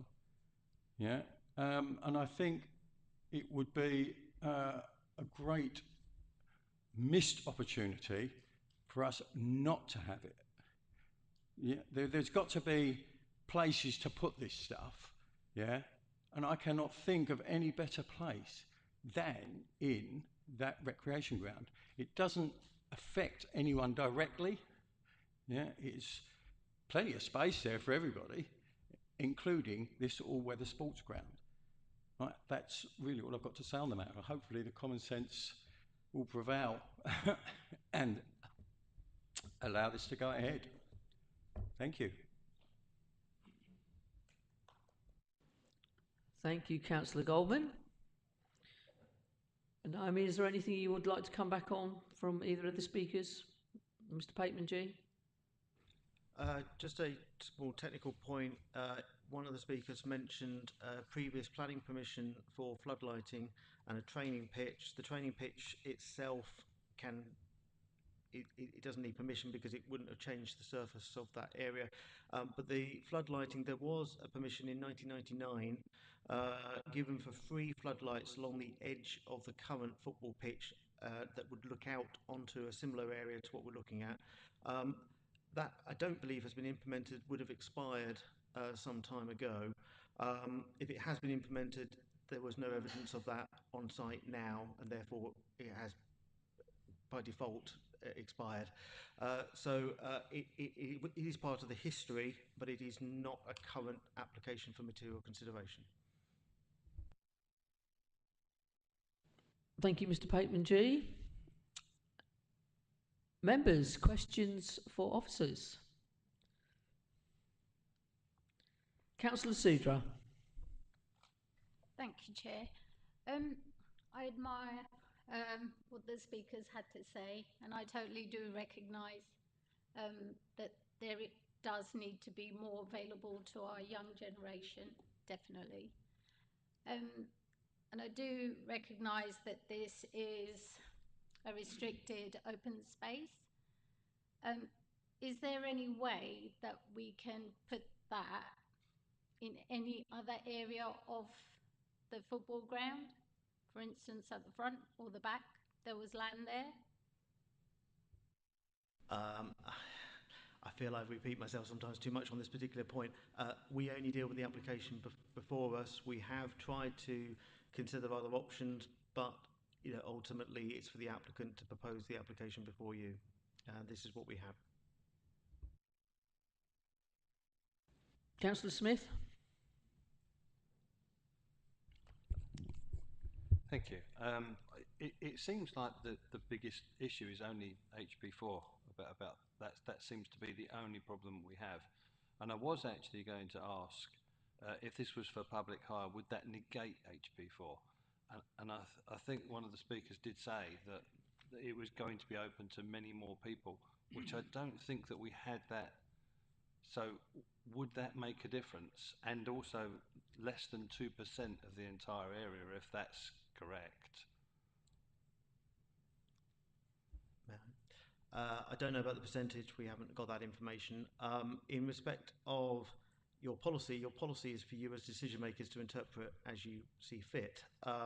Ultimately, your officers are saying to you that it is in conflict with the provisions of that policy, as this would reduce the availability to the community. In the context, it would be available to members of the club only. That is our understanding of the proposal that's come forward to us. If it's open wider than that, it is still going to be a reduced access because it's not open to the general public. But on that point, you may wish to debate.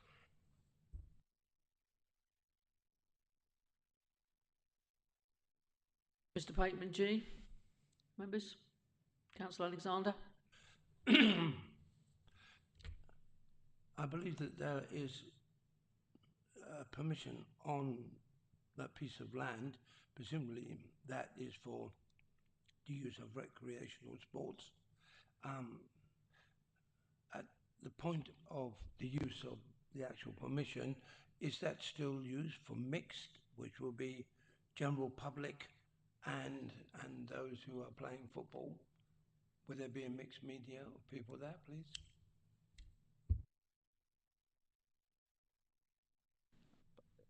Sorry, I didn't quite understand the question.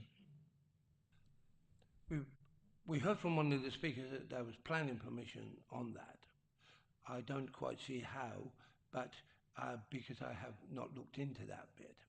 But while they are using, we saw the goalposts there, while they are using that for their training and what have you on that grass, do the general public still use that area? I think you will find this very commonly in that we have an area of land which is accessible by the public at all times, and you have local groups that use the same land for their pitches accordingly, which is what's on site now for the majority of this area. I would imagine that the public are quite respectful when a football match or something is going ahead and don't walk over the said area. But I would also say that there's probably nothing stopping them wanting to if they wish to. Although personally I wouldn't want to in case I get hit by the ball. That is the current informal arrangement that is on that site at this present time. In 1999, no change to the area in question was proposed or has been restricted. The only thing that was approved in 1999 was free floodlights over said piece of area, but basically sitting on the existing site looking outward. And I would imagine the amount of spillage from those would be quite horrific because they're free together. But ultimately that was approved in 1999. I don't know if that was implemented or not. But it doesn't change the nature or the unrestricted nature of the land we're currently dealing with, whereas this application would change the nature of the land we're dealing with because it would secure it by a 4.5 metre fence, taking it out of commission, as it were, in respect of unrestricted public access. Sure. So, listening intently to what your reply, so this is more about policy and the fact that we are looking at the policy, not what the policy encompasses.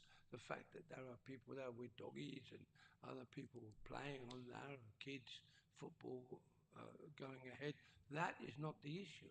The issue here is on the policy and how you've interpreted it, because to see it come before us with refusal is a very unusual thing, and I have to take great notice of that. If you could explain that a bit more in depth, maybe we could understand a little more. Forgive me for being blunt, but the reason for the item before you is because it's council-owned land. The current applicant is leasing said land in part, but the reason this application before you is because it's council-owned land. If this wasn't council-owned land, I would suggest that we would have refused this application some time ago in respect of your policy. And of course, our position is that as it's your adopted policy that says this is not allowed in principle, we are recommending refusal to you on that basis. I don't think I can add more at this moment in time. This is a matter of debate in terms of whether you feel this policy should be applied or not in respect of this application.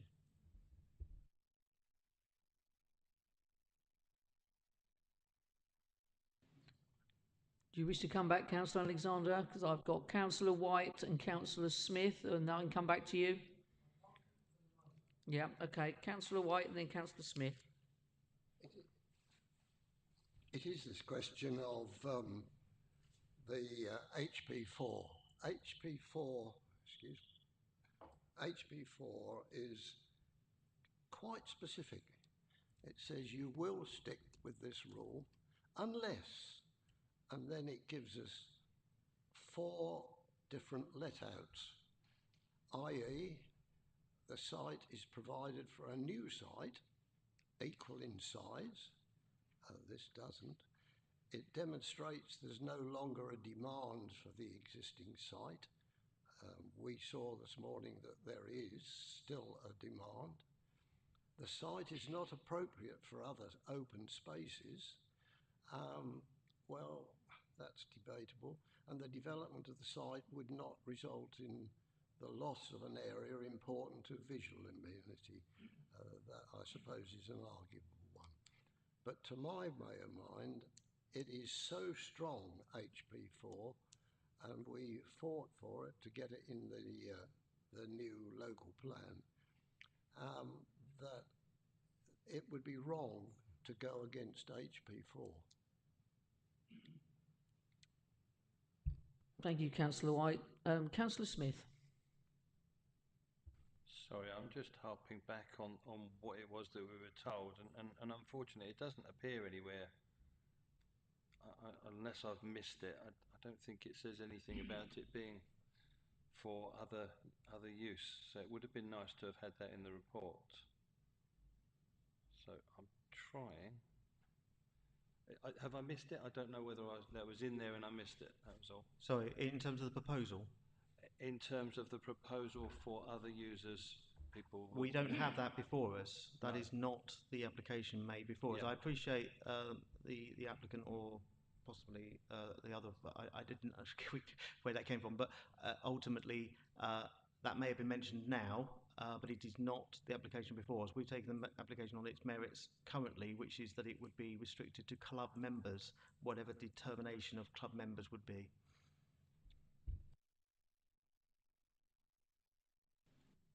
If there are no further questions for the officer, we'll now go into debate, and I shall be looking for a proposal on this one.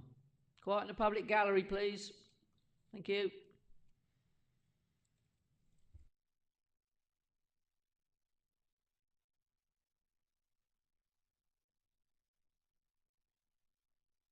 Well, while you're having a think, I shall just give you some of my observations. I think these all-weather pitches are absolutely marvellous.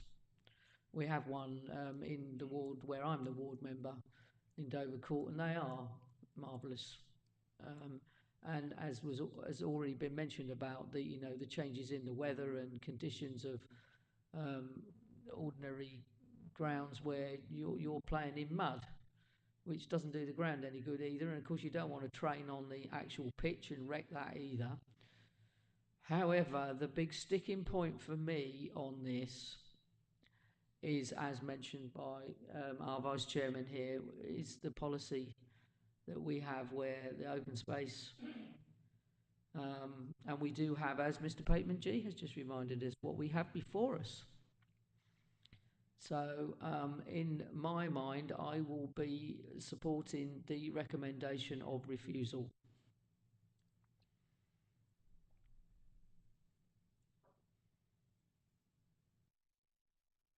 Councillor Alexander?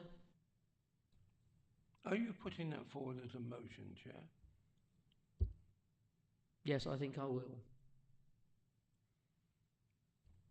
In fact, I definitely will. Jim?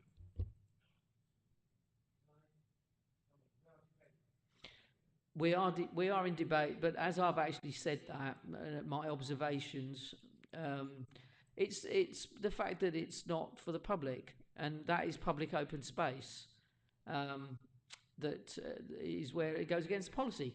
So therefore, yes, I will. Might as well. I know I've gone and said it.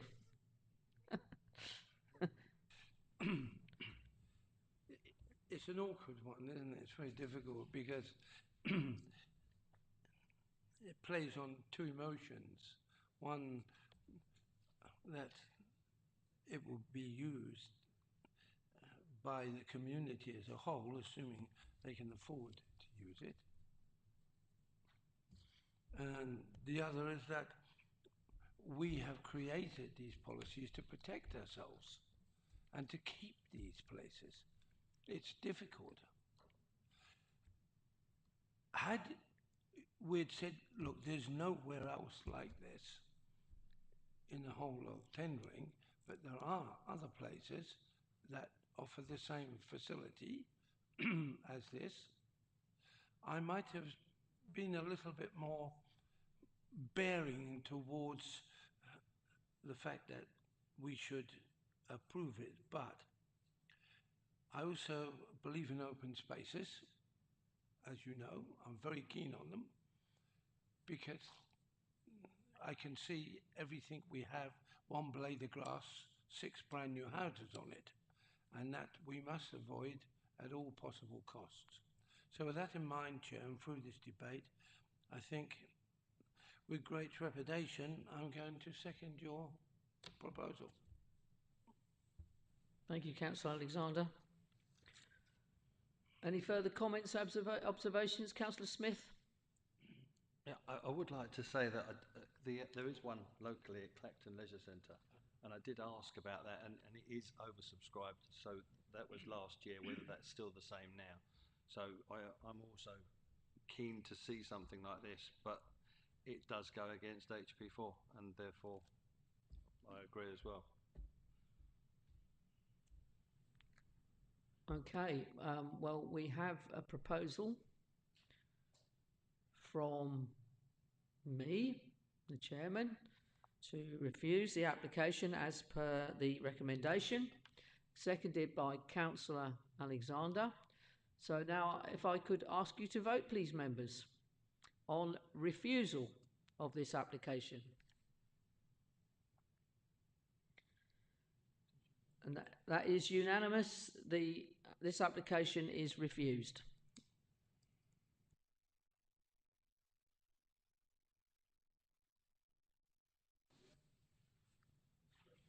Item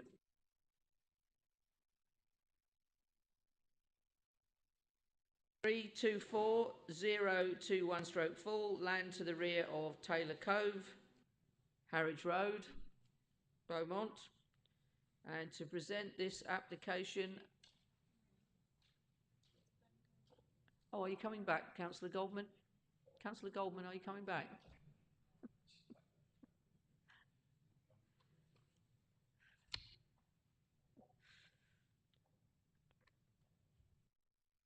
As I was saying, to present this application, Alison Pope. Alison, when you're ready, all yours.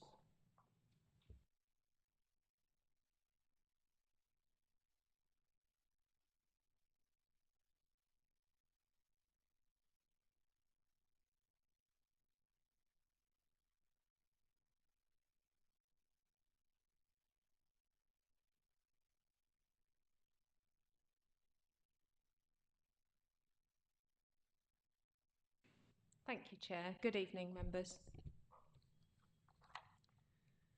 This application is referred to the Planning Committee by Councillor Land on grounds of intrusion into the open countryside, blocking views of the Hamford Water site of special scientific interest, with no detail of how environmental factors will be dealt with. The application proposes to relocate the existing double field shelter south of its current location onto a new concrete base within the area of land previously granted planning permission for grazing horses for private use.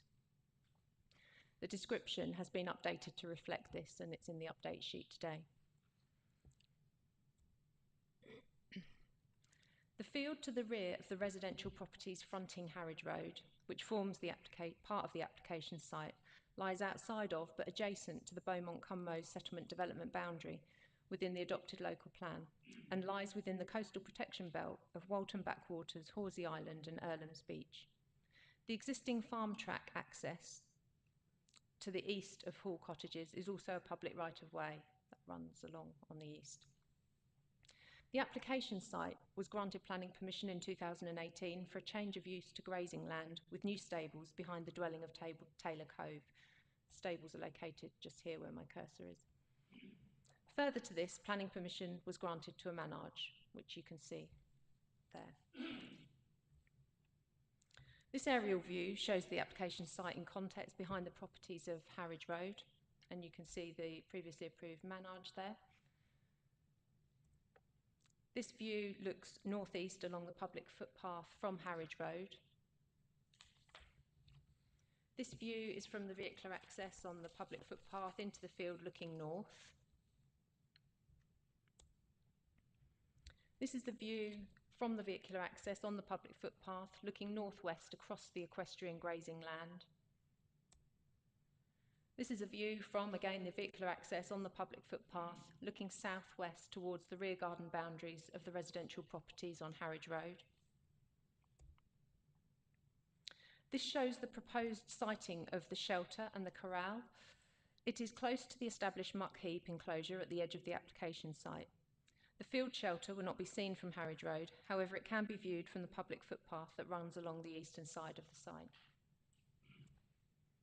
This shows the elevations of the shelter, and this is the proposed floor plan showing the corral area, which will be fenced also. Sorry. The design and scale of the proposal is considered acceptable given its timber construction, low height and small footprint. The site is adjacent to the settlement development boundary of Beaumont-cum-Meuse, with mature hedging on the eastern boundary and a distance of approximately 2 kilometres to Hamford Water, and it is not considered to significantly harm the landscape character and quality of the undeveloped coastline. The field shelter is visible from neighbouring properties. However, it is not considered to have an adverse impact on residential amenity, given the distance from the properties and the minor nature of the proposal. The committee report addresses the distinct legal requirements in terms of ecology and biodiversity. The inclusion of a condition to secure a biodiversity enhancement strategy will conserve and enhance biodiversity interests. In addition, the statutory framework for biodiversity net gain applies, which secures by condition a minimum 10% net gain in biodiversity value over 30 years. The proposal is acceptable to the Highway Authority and the Council's Environmental Protection Team, subject to conditions. You will see on the update sheet proposed conditions 2, 5 and 4 relating to the private use of the land, no burning of manure and the waste management strategy will no longer be imposed, as they were imposed originally on the grant of planning permission for the same site area under the 2018 application, and they remain applicable. In addition, if approved, condition 3 will be removed. The condition has not been imposed on previous applications, and as this application is solely for the double field shelter and corral, it is not reasonable or necessary, as it is evident that the land is used for the private grazing of horses. The assessment of the proposal reflects several considerations.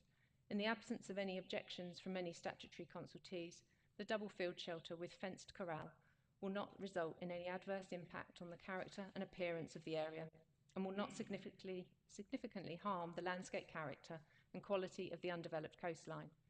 In addition, the proposal will avoid adverse impacts on neighbouring amenities and the environment. The application is therefore recommended for approval, subject to the conditions outlined in section 8.2, minus the conditions that I mentioned previously. Thank you. Thank you, Alison. Public speaking, we have 2 speakers listed to speak on this item. And the first is a member of the public speaking against the application, Mr. Paul Brown. Mr. Brown, if you'd like to take a seat, and as soon as you hit the button, you have 3 minutes. Good evening. I'm Paul Brown. I'm lucky enough to have lived in Beaumont for 25 years. When the farmland behind our home was originally purchased, the plan was requested for a paddock and stabling. We had no objections because there were some clear conditions put in place by the planning team. Horse waste would be disposed of responsibly. There would be no lighting at all. The muck pile opposite our garden should be emptied 3 times a year, and that the paddock would have to have approved fencing surrounding it to ensure that it blended seamlessly in with the environment.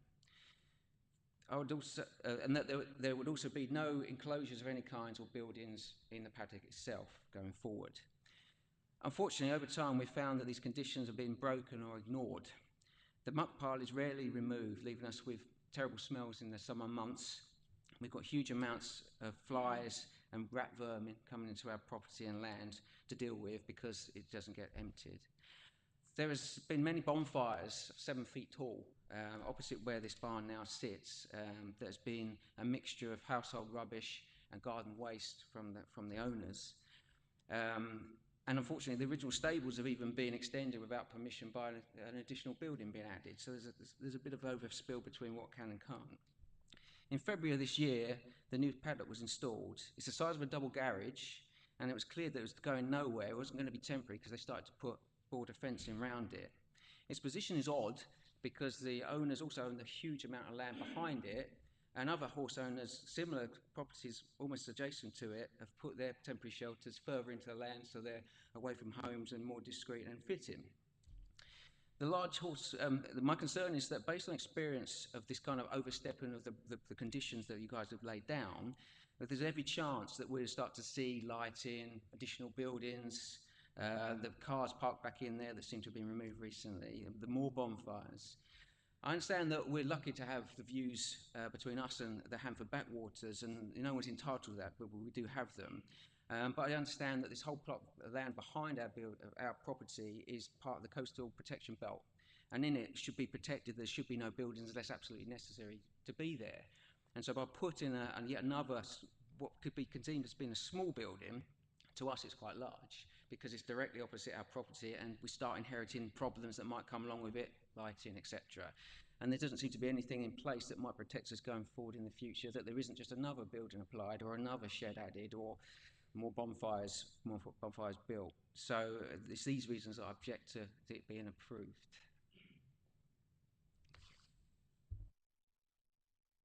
Thank you, Mr. Brown. And the next speaker is the ward member, Councillor Land. Councillor Land, from the minute you hit the button, you have 5 minutes. Thank you, Chair. Thank you, everybody. I make a huge apology for bringing these such highly complicated applications to you so late in the day. I was contacted by residents along Harwich Road in relation to this application, and I was trying to steer my moral compass as to whether or not I want to impart my weary voice upon the committee at such a late hour in the day. And on this occasion, my moral compass steered me to think that I wanted to represent the voices of what I was being told and also what I was seeing myself, really. And I have to draw attention to this whole visual amenity and the protection status that is apparent within this area in relation to the Hanford backwaters and the coastal belt, the protection belt. And whilst it does just appear to be a horse's barn, any form of intrusion into that space that looks in that direction, whether it be a metre away, whether it be 2 metres away, whether it be 50 metres away, does have a direct and detrimental impact as time goes on and as more potential structures appear and as more, even a horse walking past, when you're in your back garden and you can't see through that horse back to those beautiful views, which are absolutely explicit and absolutely fundamental to Beaumont-cum-Meuse as a village and also the neighbouring village of Thorpe. I feel that that visual amenity is harshly affected by this retrospective application, and it appears to be seen to me that there has been some slight confusion over the outline, the boundaries of where this structure was going to be, whether or not it was initially going to be permanent, and now all of a sudden we have an application in front of us which is for a permanent structure to remain in place. And I think for clarity and for just right, for things to be just, correct and right, it was important that the planning committee heard this story and obviously took the opportunity to go and see it for themselves today. I stress this visual amenity. I do think it affects the views. I do think there is a point to be made that now this is going to be a permanent structure on the landscape, whereas I think the initial feeling and the initial reading that I did on this application was that it was going to be an application for a movable structure to remain in place.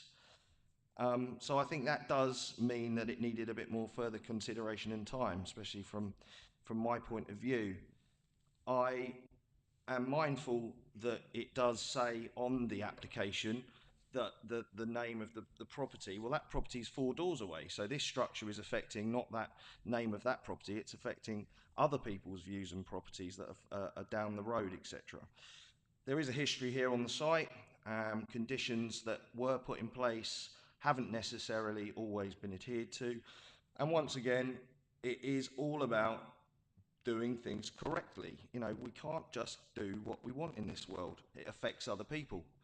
So I just wanted you to consider this and to think about in your adjudication, certainly when it came to conditions which I read with interest, the potential for there to be no lighting as a potential condition put on this application should it be approved. No lighting, you know, that would be really, really important to me. It wasn't noted from what I could see in the report. I believe that domestic use only has been categorised, so that doesn't concern me too much. So once again, just to finish off, I think that that view out for those residents that have the benefit of living on that piece of road in Harwich Road out towards those backwaters is undermined by this particular application, this particular structure, and the location that it has been positioned in, which is not anywhere near the name on the top of the application. It has been put behind someone else's property. So that's all I've got to say. Thank you very much. Thank you, Councillor Land. Alison, is there any points that are made by the speakers that you'd like to come back on? Thank you, Chair. No, not at this stage. No. Thank you. Okay. Members, questions for the officer?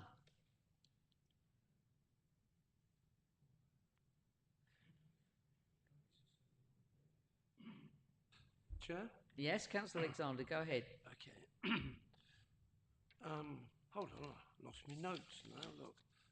That's young Bernie here upsetting me. Right, okay.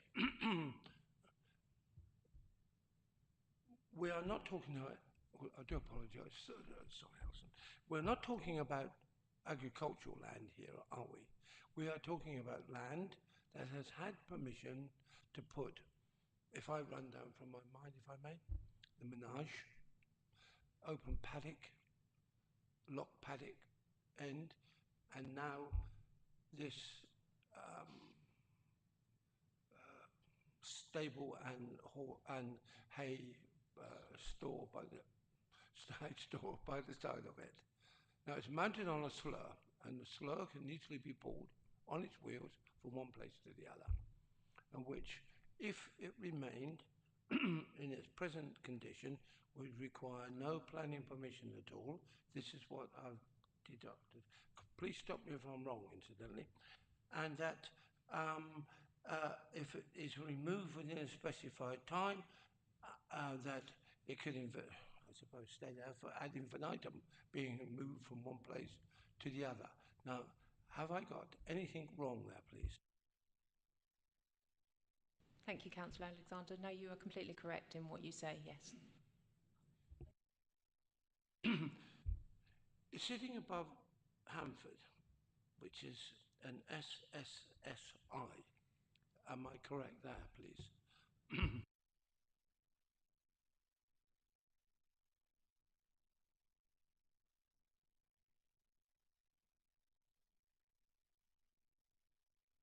Yeah, Hamford Water as an SSSI is just over 2 kilometres away, so you can see it in the distance, yes. So the area that this stands in now, is that part of that SSSI, or is it only the waters below and this is outside of it? The land lies outside of the scientific area, about 2 kilometres away, so it is the area that you see in the distance. The land does not fall within that, no.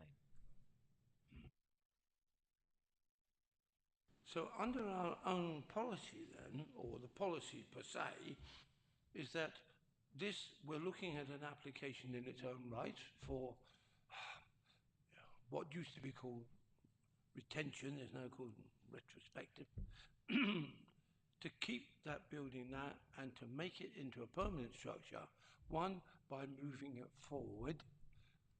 That's my problem. And that I don't understand. Why have they got to move it forward?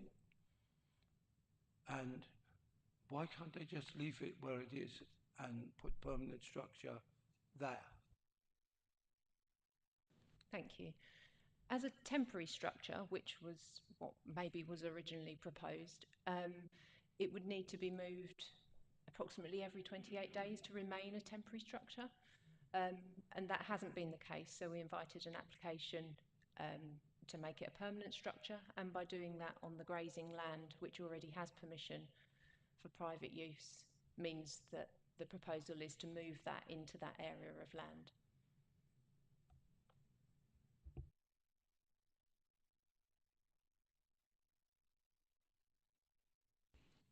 Thank you, Councillor Alexander. I just want to check with the officer that it was mentioned at the site visit this morning, Alison, about that this application may or could have come out of planning enforcement. So there was an enforcement consideration, a complaint originally. At this moment in time, planning enforcement are not pursuing this matter. They consider the building per se that you saw to be lawful at this current time. It is a movable object. It is not a permanent building in terms of the definition of planning, which is why the fencing that you also saw, most of that is movable fencing. It is not permanent fencing, therefore does not fall foul of the removal of permitted development rights that do exist on there in terms of fencing. So, you know, there are flexible matters here that can be all moved around the site at this current time that is lawful and doesn't have any involvement of us. This application is simply to almost pretend the building isn't there right now. This is for a new building that happens to look exactly the same as the one you saw in the location specified on the plan, to be permanently fixed and be a permanent building within this site. Thank you, Mr. Pateman. Councillor Wiggins. As it's a building that can be moved, why does it have to stay where it is in front of somebody else's property? Why can't it be put in front of the property that it's for the people that own it, and then move the bits around behind it? So the entire paddock, if you could just put that plan on screen. So the entire paddock has planning permission for the keeping of horses, and by default, to serve that use as a chateau, I can't say the word, but as a simply movable building, it is up to the owner of the land to place it wherever they wish within that zone, and obviously move it frequently in order to avoid that it becomes a permanent position that would need planning permission. So it is really up to the owner if they wish to put it immediately behind the neighbours, immediately to the further back in the site, wherever they wish to put it. Why they wish to do so and why they choose the locations they may choose is not our consideration.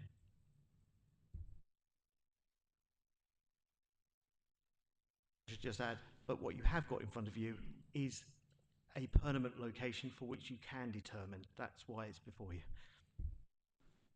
Thank you, Mr. Pateman. Just for a point of clarification, the address on the application is land to the rear of Taylor Cove on Harwich Road. The owner of that property, Taylor Cove on Harwich Road, is also the owner of the paddock. The same person, or the same persons? Yes, that's correct. Yes.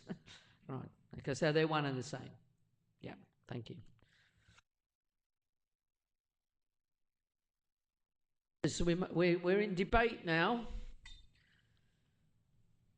Any questions, comments? Councillor White? Thank you, Madam Chairman.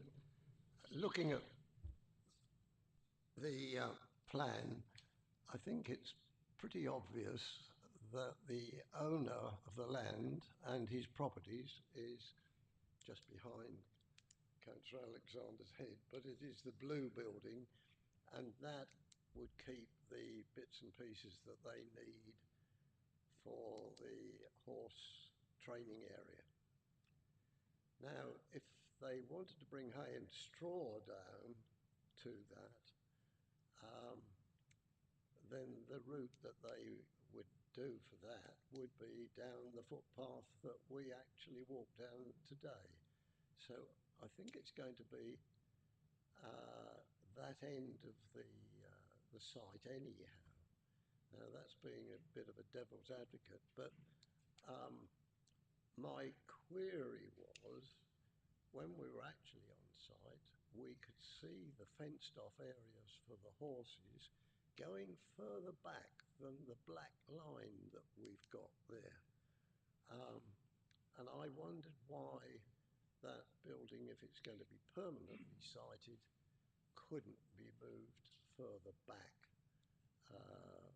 towards the water. I suppose I've answered my own question. If you're bringing hay and straw there, then you want it as near to the lane as you can possibly get it. But I believe, Councillor White, that Mr. Pateman-G may have the answer to that. Right. I don't have the answer, I'm afraid, but unfortunately, it's speculation in terms of how the functionality of the site may be set up. It is a choice of the applicant how they do that. I think your position, though, is whether it is harmful and whether or not it results in material harm that you may wish to consider in that context. I might regret saying this as well, but I would also perhaps be mindful of being wary about ownership. This may be owned currently or not by the Taylor Grove property. There is nothing in planning law that would stop them selling this land to a different owner, whether that owner is adjacent to this site or whether that owner is separate from this site, as long as they use the land as set up in planning terms for the keeping of horses. Thank you, Mr. Pateman-G. Councillor Alexander. Thank you, Councillor White. That was what I've been looking for in my mind. I appreciate the tack shop at the top, and it is possible that the line has been pushed back because I looked at the ground underneath and it wasn't particularly sweet. Maybe they're leaving it there to move on. We have had some nasty or wet weather. Maybe they're getting it to grow up, as we would have done on my land, my farm, when I was a child. Well, my family's farm. And so that's, I understand. What's bothering me is that we saw two magnificent horses and they were in beautiful condition. They were fine creatures. And the block that's there would be suitable for two horses. But what would happen if we need more horses? And then we get maybe two or four or maybe half a dozen.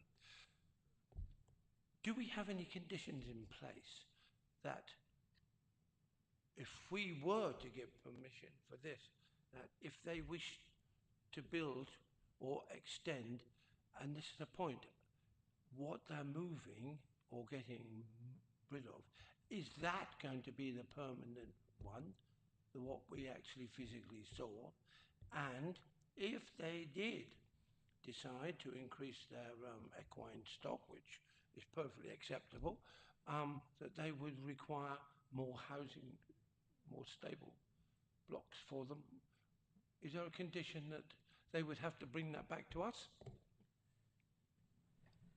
It's very difficult to create conditions that may predict the future in that context.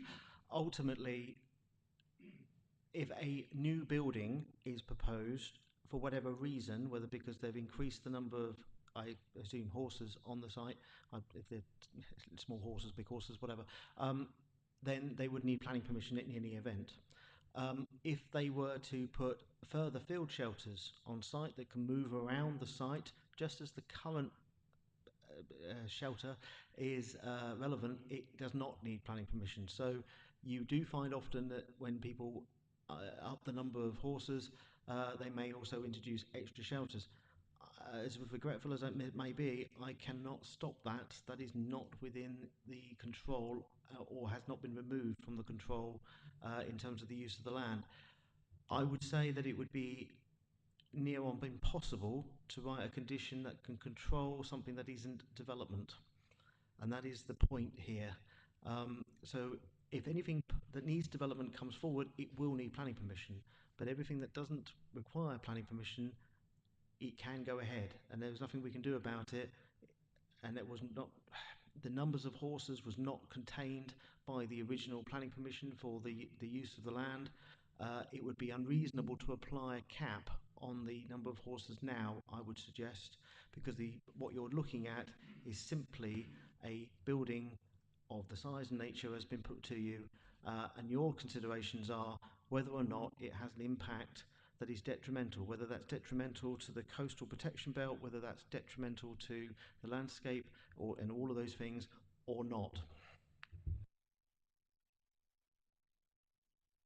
Well, first and foremost, the one thing I did not do is indicate that we should make any condition. To me, the world's definitely short of horses, and we need more of them. In fact, many more. Get rid of the car, bring the horse back. Far more.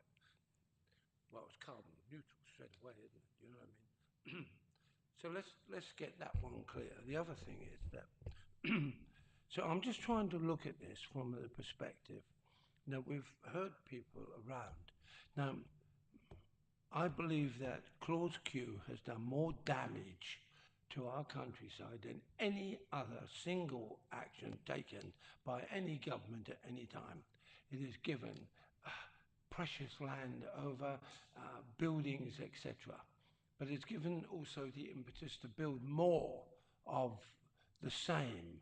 So what I can understand here is there would be nothing stopping, if we give planning permission tonight, that they build this beautiful, beautiful new stable built on that footprint and pull the other one down. We could not stop them doing that because it would be back to square one in effect.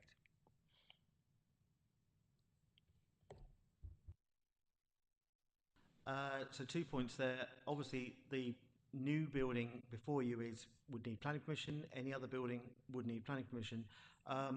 We are looking at the shelter as it stands now. In theory, if they move it to another location within the site, it would still be lawful. So that is not part of the proposal to remove that building. The proposal that may go by default, but the proposal is to build a building that happens to look exactly like it. Now, whether they adjust the existing building accordingly or whether they get a new building in, that's really up to them. Your proposal before you is a building.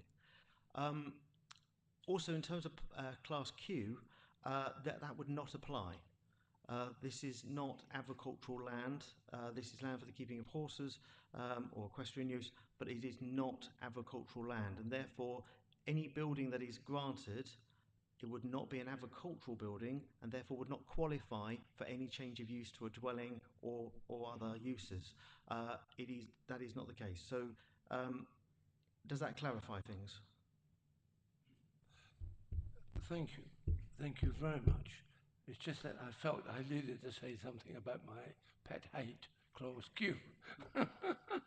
and then saying that, I also believe that every decent horsey needs a home, and I think we've laboured on this long enough, I have anyway, and I can see no objection whatsoever, and I think that I'm going to prepare to move the motion for approval as laid out in the agenda.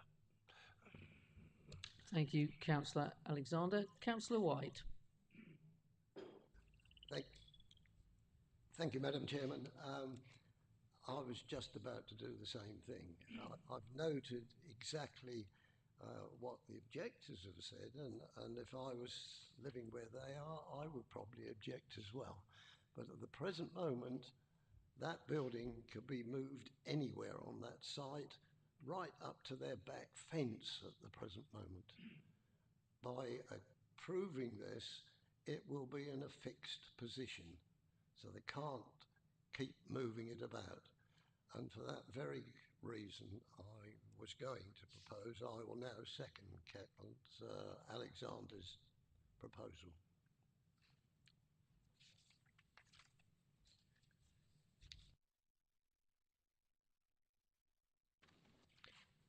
Thank you, Councillor Alexander, and thank you, Councillor White, for your proposal and your second of the motion. And Mr. Guyver has just pointed out here that there are some amendments to the conditions which are on the update sheet. So they will also be included as written if we approve on the conditions. You're okay with that, Councillor Alexander? Right, okay.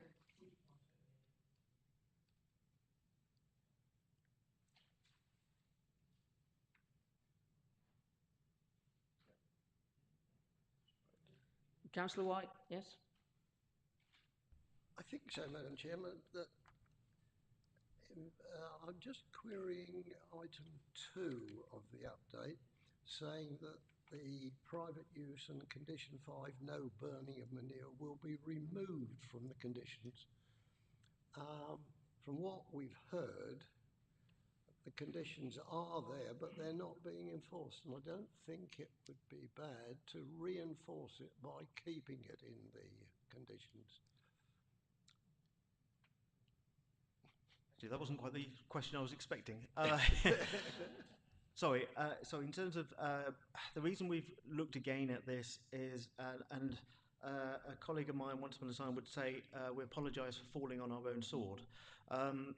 Ultimately, we have already got these conditions in place in terms of the use of the site, and therefore duplication of said conditions is not necessary, and therefore would fail the test of conditions in terms of being necessary.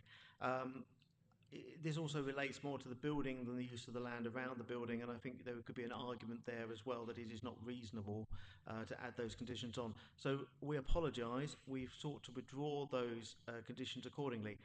As a separate matter, if a complaint is necessary to look at the current conditions that do apply to the land in respect of the management of the land that is controlled, that would be a separate planning enforcement matter that needs to be raised. Thank you, Madam Chairman, in which case I accept that if the local folks find that they're still getting the burning of manure, etc., then it becomes an enforcement matter and something can be done about it, and under those conditions I accept the removal of it. Thank you, Mr. Pateman-G, and thank you, Councillor White. So I'll just recap again. We have a proposal from Councillor Alexander as per papers and the update sheet, seconded by Councillor White. So could I have a show of hands for approval for this application, please? And that is unanimous. Thank you, members. That application is approved. Moving swiftly on to our last item for this evening,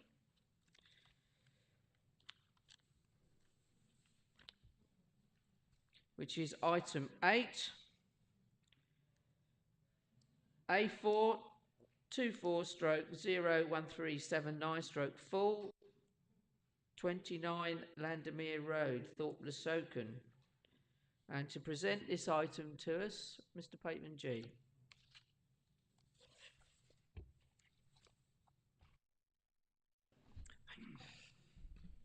Thank you. Apologies, I'm not used to steering the car, so very simply, there are no updates specific to make to respect to the application. The application is for, very simply, the demolition of the fence that you saw today in terms of number 29 Landermere Road. That is the location of the site. That's an aerial photograph, but I think we all want to look at the fence. That is the fence we saw today. Effectively, it is just 20 centimetres higher than what would have been permitted to allow it to be removed without needing planning permission. It is because it's in the conservation area that it needs planning permission because it restricts the demolition of fences over 1 metre where adjacent to the highway. So there are your photographs. That's the location of the fence. The recommendation is that it does not harm the conservation area, ultimately to remove it. Your tests in terms of conservation area are, does it enhance or, and the important thing is or, preserve. Arguably it doesn't preserve anything because you're removing a fence, but I would argue that it enhances and therefore qualifies as acceptable in terms of the conservation area, as removal of it would be in keeping with the character of the area that is more open in that context. However, it is just 20 centimetres higher than what would have been permitted to be removed in any event. The application is before you because the applicant is employed by the council, and that is all. Thank you. Thank you, Mr. Pateman-G. There are no speakers for this item. Are there any questions for Mr. Pateman-G from members of the committee? Or do I see a hand up for a proposal? No? You're scratching your nose.